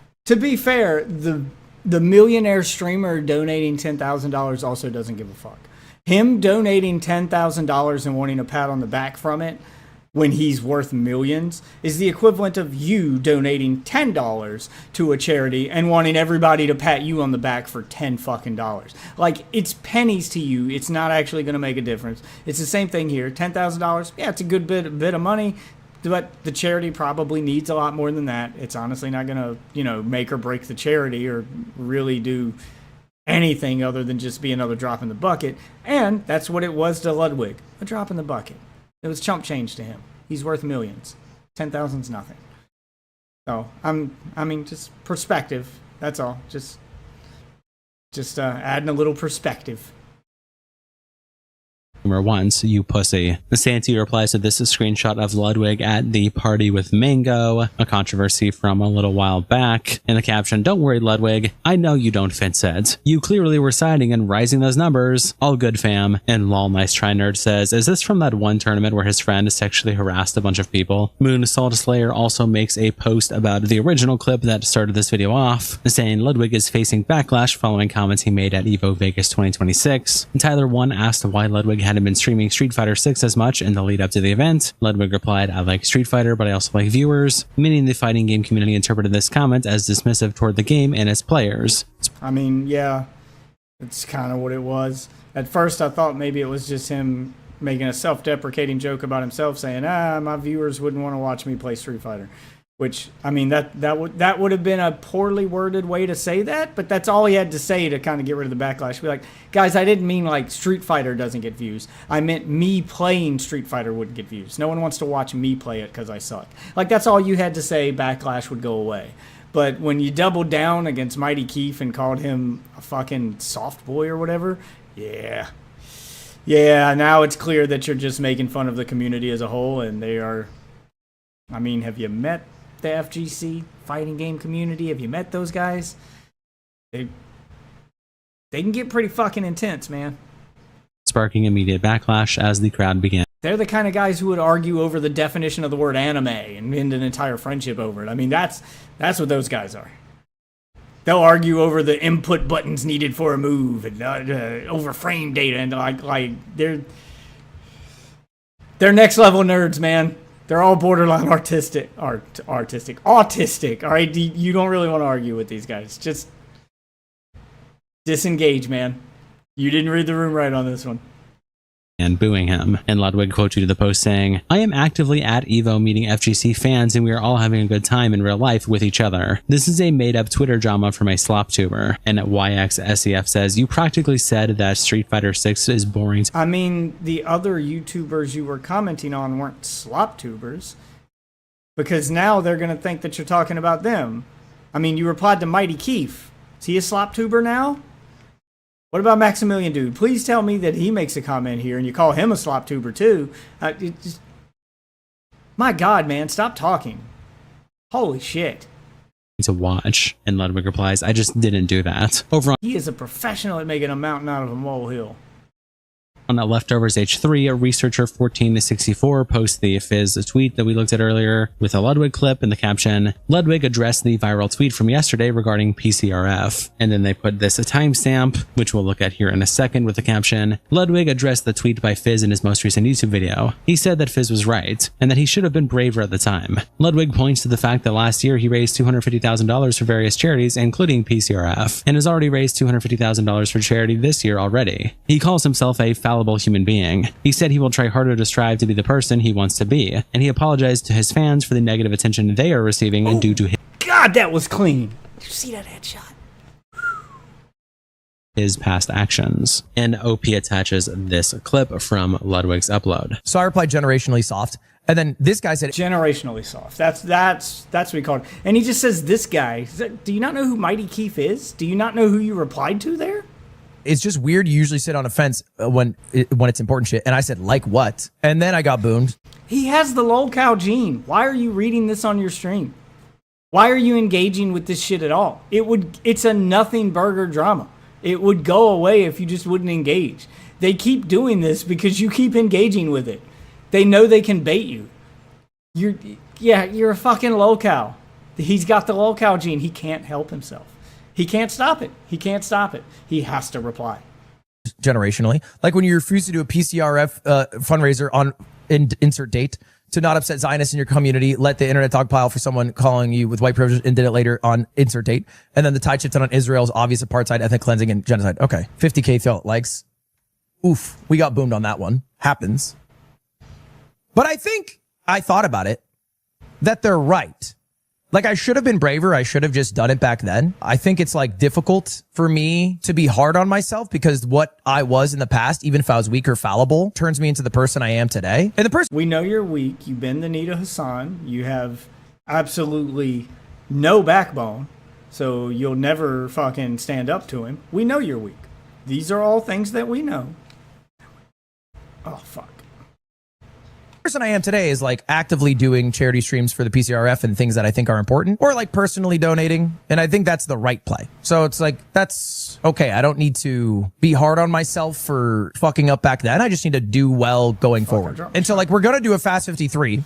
We raised $250,000 last year. This year, we've already raised $250,000 for charity. I think we're going to double that number. I think we'll probably raise like $500,000, if not more, for charity by the end of the year, for causes that I think are important. And if people think I suck and hate me for life, that's fine. I don't need them to like me. I just need to do the things that I think are right now. You know, I'm a fallible human. I'm not infallible. I won't pretend to be, but I also don't need to beat myself up for my mistakes. I just need to like be the person I want to be in 5 years or whatever you want to, or you know, however you want to phrase it. So I think that was my thought process, but I apologize. Cause you know what I do know, what I do recognize is when you are a fan of something and that thing is getting lit up, whether it's a TV show, an IP, a person, or whoever, it feels bad. So I apologize to you guys. As a viewer, it doesn't feel good when you like the haha Ludwig videos. Oh, okay. Yeah, I know you guys are parasocial and you love me and you like me. And it feels bad. Doesn't it feel bad, chat, to see me get... This is low-key calling the army to defend you. Doesn't it feel bad when I, your favorite streamer, get shit on? Doesn't that feel bad? Don't you want to defend me? Jesus Christ, it's so fucking shameless. And then someone's like, you like Ludwig? That fucking little bitch. I hope he gets fucking hung on a stake of the fence that he sits on. And then you're like, well, I just fucking like mogul mail. It's like, or mogul money or whatever. I get that. So I feel bad for fans. But again, bro, I'm gonna be dust in 500 years. Not a single person will remember me. Genuinely, all I care about is doing good for my local community and being valuable to people around me in my life. That is it. That's all he cares about. His local community. That's why he donated to that is why he donated to a charity for Palestine. That's his local community across the pond. Whoa, who killed that guy? That is what I view being a good person as. I'll strive for it for however many years I have left. Probably not a lot. I drive a motorcycle pretty poorly. And Yeomanister says, I would offer more grace if he actually apologized to Frogan instead of apologizing to his fan base who have been harassing Frogan. That wasn't even an apology to his fan base. That was a low-key call to action. Glossed over that in his response. Please come and defend me. Please. Please, guys. Please. That's what that was. Okay, hold on. Time to end this. And we're going to lose. No! No! God damn it. If I had missed the shotgun shot. Ah, fuck you. God damn it. Ugh. And Piano Teach says, he only cares about the vibe. And I am an empty chair replies, agree. Frogan has received some of the most evil treatment the internet can muster. I despise that creators shut their eyes to the fact that their shitty fans always rush into her chat to call her a fat slur for women, slur for Muslims, a slur, slur, slur, slur. And Snoozing Panda says, did he respond to Frogan at the time? Did he actually dogpile her or was that DGG's doing? And Katana Rang says, he never said a word to her or about her. And there are still psychos here saying he directed harassment her way. And Tadlock Glasses said, I need to see what he said, because he might have directed it his way. In the same way in that clip we just saw, he low-key asked all his followers to go and defend him. So it depends on how he asked. Was it one of those he said it without saying it thing? Was it one of those, I would never ask you guys to do that, cough, cough, wink, wink? How did he say it? I need to know what he said now. I can't just believe in blind. I can't just go off this autistic if he didn't say the exact words, it doesn't count thing. I need to hear what he actually said. I don't trust anybody's interpretation of these streamers I don't trust anyone's interpretation of what these streamers say now because they're all biased. I need to just see the clip and determine for myself. Says, he was hostile the same way he was against Hassan with the we are not friends, I wouldn't go to his funeral. Not an outright attack, but he was dismissive in a I don't even like this woman, you do whatever but don't involve me kind of. Okay, so that seems like an honest take. Someone who actually read the room. And I don't know what subreddit this is, but clearly it's a pro Hassan, pro Ludwig or whatever subreddit because he got downvotes. He's got -6. And the person above him got +15 when they mentioned DGG. Okay. Got it. So we know what community we're in now. All right, let's go. Away. Ludwig also clarified his comments towards the Street Fighter community and replied to this post by Chris F, who says, the only loser in that exhibition was the FGC. And Ludwig replies, to clarify, that was mostly banter to defend my hidden character. And I do play Street Fighter on stream basically every week. But my job is I have seen 0 clips of him playing Street Fighter ever. But okay. Making dumbass videos playing Friend Slap or eating everything from Taco Bell and not grinding ranked ladder while tilting. I think the exhibition was good. And Chris says, I appreciate the reply, but I think that last comment was very disrespectful to everyone who holds the FGC dear to them and was completely unnecessary. It was. And that was the point. I mean, I kind of see, look, I'm not even saying that Ludwig's completely wrong. It's just, it's a bad look to say that at their event. I would probably agree with him if you're like, look, I like fighting games and I like to play them casually for fun and I do maybe once a week with my stream. Okay. I mean, that's about how often I play fighting games and I play them casually for fun. I like fighting games. I hate the FGC or anyone who identifies as an FGC member or those people who get so autistically fucking obsessive over fighting games that they're just insufferable to play with. They can't just shut that part of their brain off and have fun. They have to analyze every move, every frame, and they have to complain when things don't work perfectly, or just playing a match with them is like this technical nightmare. They can't just shut their brain off and have fun. They're constantly like, I'm just going to use you to lab new moves, or I need to do.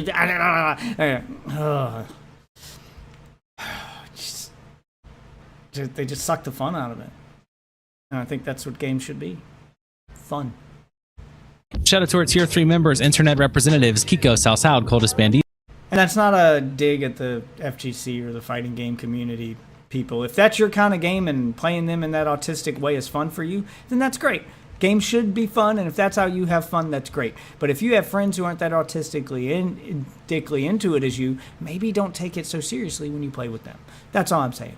And, you know, once you have kids, you got to be able to turn that part of your brain off. Like, I have children. There are lots of games that I play with my kids. They like to play fighting games with me too, but I have to turn off that part of my brain that wants to win and just mash buttons and have fun, or let them try shit. You know, like, the kid's not gonna sit there and just let me beat on them for hours in order to improve my own game. You know, in order to get better myself. Like, that's not fun for them. So I have to tone it down. I got to let them win a few. I got to find other ways to make it fun. Like, I'm going to try winning by only pressing this one button the whole match, or, you know, do something like that to challenge myself to make it fun for me while giving them a chance to also win. Also, you know, you can turn the handicap on, I guess. Just saying, the fighting game community people just take fighting games and way too seriously. So I can see how a normie might be turned off by that. All right. Well, that is going to do it for Ludwig. And that's also going to do it for my stream because it is 4 a.m. So we got a little 2-hour stream here. I don't think I have any other content that's not like hours long to cut. Well, I got one here I can do real quick. I don't even know what this one's about. It's a 6-minute video by Nicandros. We like Nicandros here. He's usually a video essay channel of sorts, commentary video essay. Welcome, kind of deal. I'm Nicandros. And this one's only 6 minutes, and it's just entitled "Hassan Piker is making a big mistake." So since we're on the topic of Hassan Piker and his orbiters, let's find out what the mistake is he's making this time. Hassan Piker recently reacted to this video by Kilotonics about some of Hassan's most prolific critics, one of them being Naxtaku. When my big video about Nux came out, Hassan was actually supposed to react to it, but unfortunately, he never made it past the first 10 minutes. It doesn't really matter, because Kilo's video does a wonderful job at summarizing the stuff I've covered. Nicandros, in his video on Mudahar, discovered that, as it turns out, old Nuxtaku videos often received a significant number of comments from people claiming to be underage. The most vile part about this video is that the comments section has many children in it, explicit.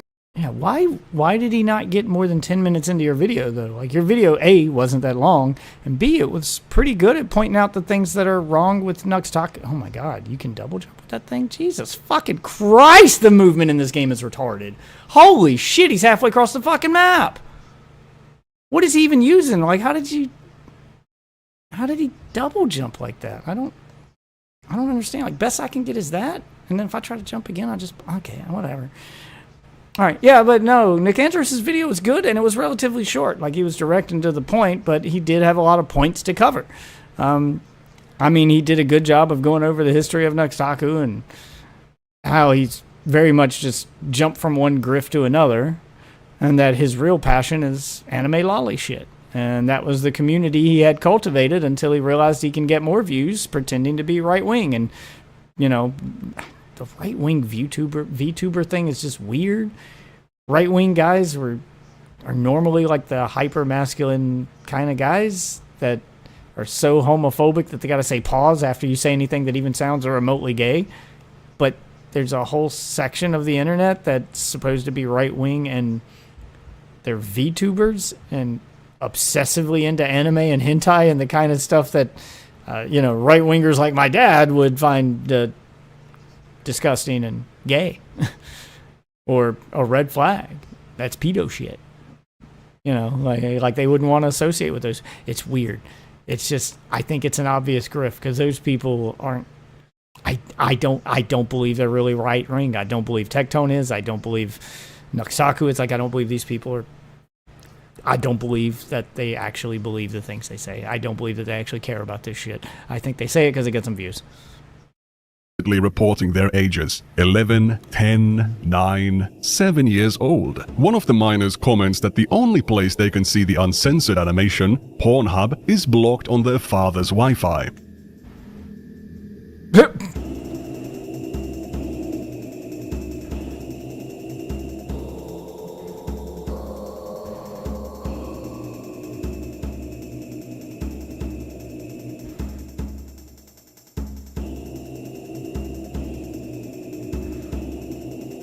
what is Hassan doing here? Like, straight to jail, nasty. I'm learning too much, bro. What? I have the answer. In groups like this, a lot of people lie, but they're actually young people, and they like.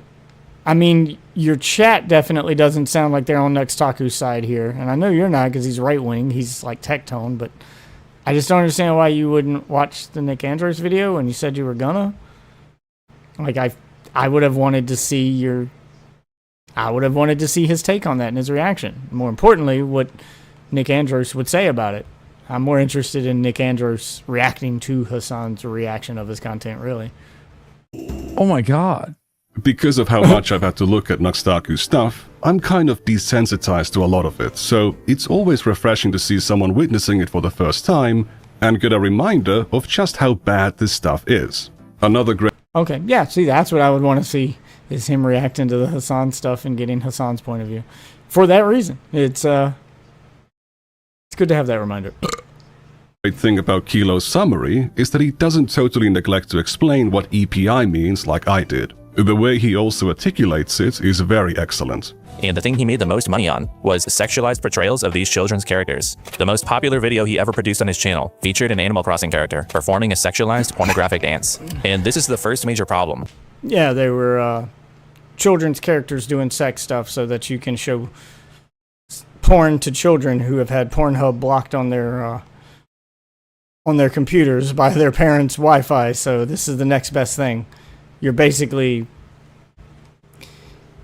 giving them girl porn.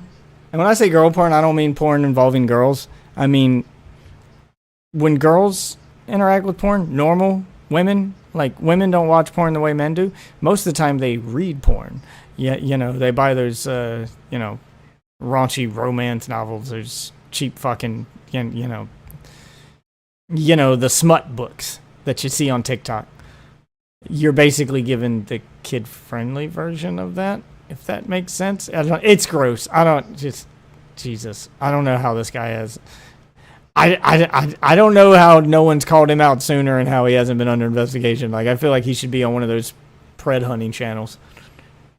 With Nux's old operation. This specific behavior is known as EPI, early porn introduction. It's most commonly used to refer to a fetishistic normalization of pornography to kids. Not only do the franchises Nux covered attract children to the content, but when these figures are presented in a pornographic way, especially when they're frequently child... Yeah, he's saying the thing I just said, but better. ...like youthful depictions, the child is now seeing their world being... Dude, I didn't know the fucking depths of depravity. I mean, look, I thought he was... You would if you had watched Nick Andros' video for longer, 10 minutes. The nasty guy from just his vibes alone, the Twitch's hentai stuff, some of the right-wing shit that I had seen. And I just assumed that he was like really into weird hentai stuff. I had heard, because I saw some of the Nick Andros stuff, right? Where I wasn't like fully aware of again, if you had watched that whole video instead of watching some of it, then you would be fully aware. He does a really good job of going into detail about it. Like, Nick Andros is your source for Nuxtaku content to find out just how big a degenerate this fuckhead is. Like, the level of depravity from this fucking demon. He is like fully into the worst possible things that you could be into. Because you stopped the Nick Andros video early, I know. And he really wanted me to watch it too. Sexualized, which normalizes the idea... Yeah, and you should have. ...to them that they exist in a sexual context. And now the next time the child is playing Animal Crossing, it's not really the same old innocent hobby. So what is the big mistake that Hassan Piker is making? As I've said before, I don't typically watch the guy's content. But as I was watching Hassan's reaction to Kilo's video, I noticed something rather peculiar. Look at Hassan's glasses. Look at his tie. Now, this is no fashion critique, but you might notice how the frames of the glasses seem really pixely, really aliased, and they flicker very harshly as they move. Do you notice the Moyar pattern on his tie? You might say, of course the face... So he's using a low bit rate? Hold on, I'm trying to see where he's going with this. I thought he was going to look at the glasses and say, look, you can see the reflection of the screen in the glasses. He's not actually watching this video, or he's not actually engaging with this content. Maybe he's looking at something else. Maybe I thought you were going to critique his reaction, but where are you going with this, man? This cam looks pixely. It's scaled down. It's low resolution. But that's not the reason for what's happening. Let's take one of these full-screen camera segments, scale it down, and then nest them together so they stay the same resolution. Then we scale them up. One of these clearly looks worse than the other. The reason why is because the one on the left was scaled down with a different algorithm from the one used by OBS, the program that is used by streamers like Hasan. Scaling an image involves a lot of math for recalculating where the pixels in an image should fall. Just like there are different algorithms for upsampling an image to scale it up, there are also different algorithms for downsampling an image to scale it down. In the case of OBS, by default, it uses the least computationally expensive scaling algorithm, which produces these aliasing artifacts and Moya patterns. The fix is very simple. Alright, so here we are in OBS, we have some... Why are we critiquing his stream setup? I'm more interested in his commentary and what you took away from that. This is weird. Is that what you mean? Is that like, is this supposed to be a joke video? Is that the whole joke behind the title of the video? Hasan is making a mistake, and the mistake is how he's zooming in his camera on his stream? Like, is that what we're going? Like, is that what we're doing? Is this all supposed to be like a clickbait joke kind of video? Yeah, you made a mountain out of a molehill as a joke and put it in the title of the video is how ridiculous is what makes it ridiculous and funny. Okay. Some footage of Hasan talking, and if we scale it down to his usual face cam view and zoom in, we notice the same pixelation in the frames, very harsh aliasing. However, if we click on the source, right-click, go down to scale filtering and set it to Lanchos, it is much significantly improved. Now the scaling is actually incorporating the extra resolution of the original source and smoothing it over. Here's an even worse scenario, but when we... So I believe that I don't get the critique here, but if I'm going to engage with this, it sounds like Hasan doesn't know that much about streaming, really, and he just clicks the button to stream. So he just resized the video with whatever the default was, and as we could see when he did it, the default is either none or nearest neighbor, which is what causes the artifacts. Like, it doesn't do any filtering or upscaling at all, or the upscaling it does is minimal because it doesn't want to lag your PC.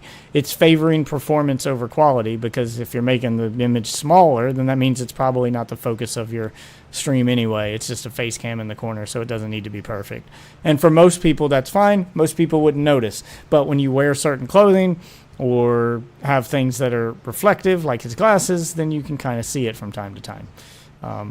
To be fair, I've probably got mine set to the same thing. I don't think I've ever right-click and changed my filter either. I'd say most people don't. I don't even think Hasan knows you can do that.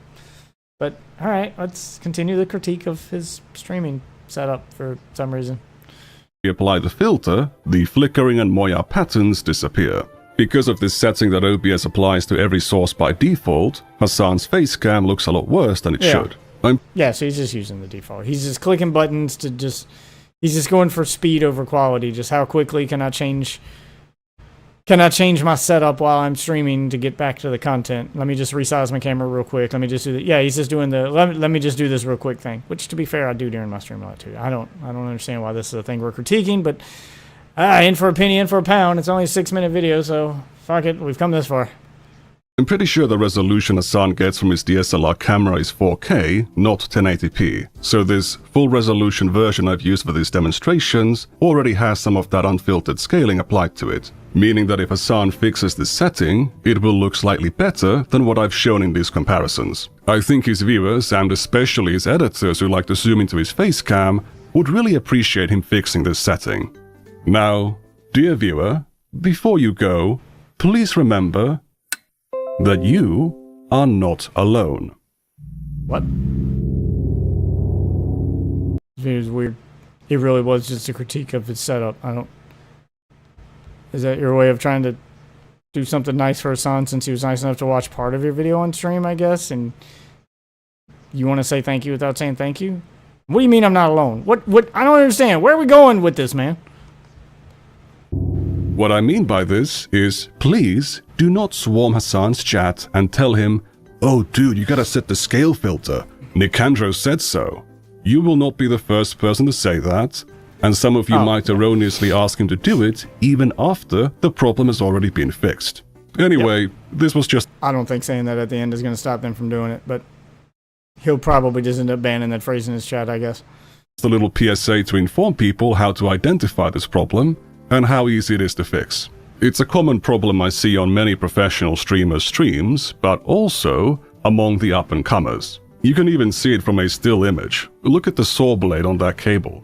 Now, in all fairness, there could be something secretly genius about this that I'm simply not aware of. Okay, you take it up the ass like when nobody's looking, and you deny it at every point when nobody even brought it up. You're like, what do you mean in the ass? And they're like, I asked you what you wanted for dinner. This guy, who already looks like he would fit makeup very well, makeup and a dress. I'm serious. Like he would look good with makeup and a dress. Not kidding. Maybe you should try. What is happening right now? Right.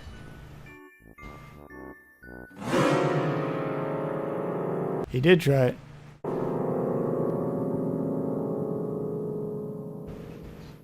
Okay, so I already exported the video once, but I wanted to check Hassan's latest stream to make sure that he actually still had this problem. And yesterday, he was wearing this jacket.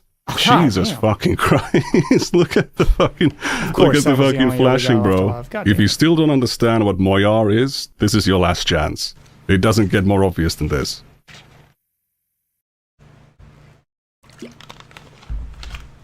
Wow, it really was just a video about a streaming setup. I was not expecting that. All right, well, anyway, I want to thank all you wonderful witches for watching this video, watching this live stream.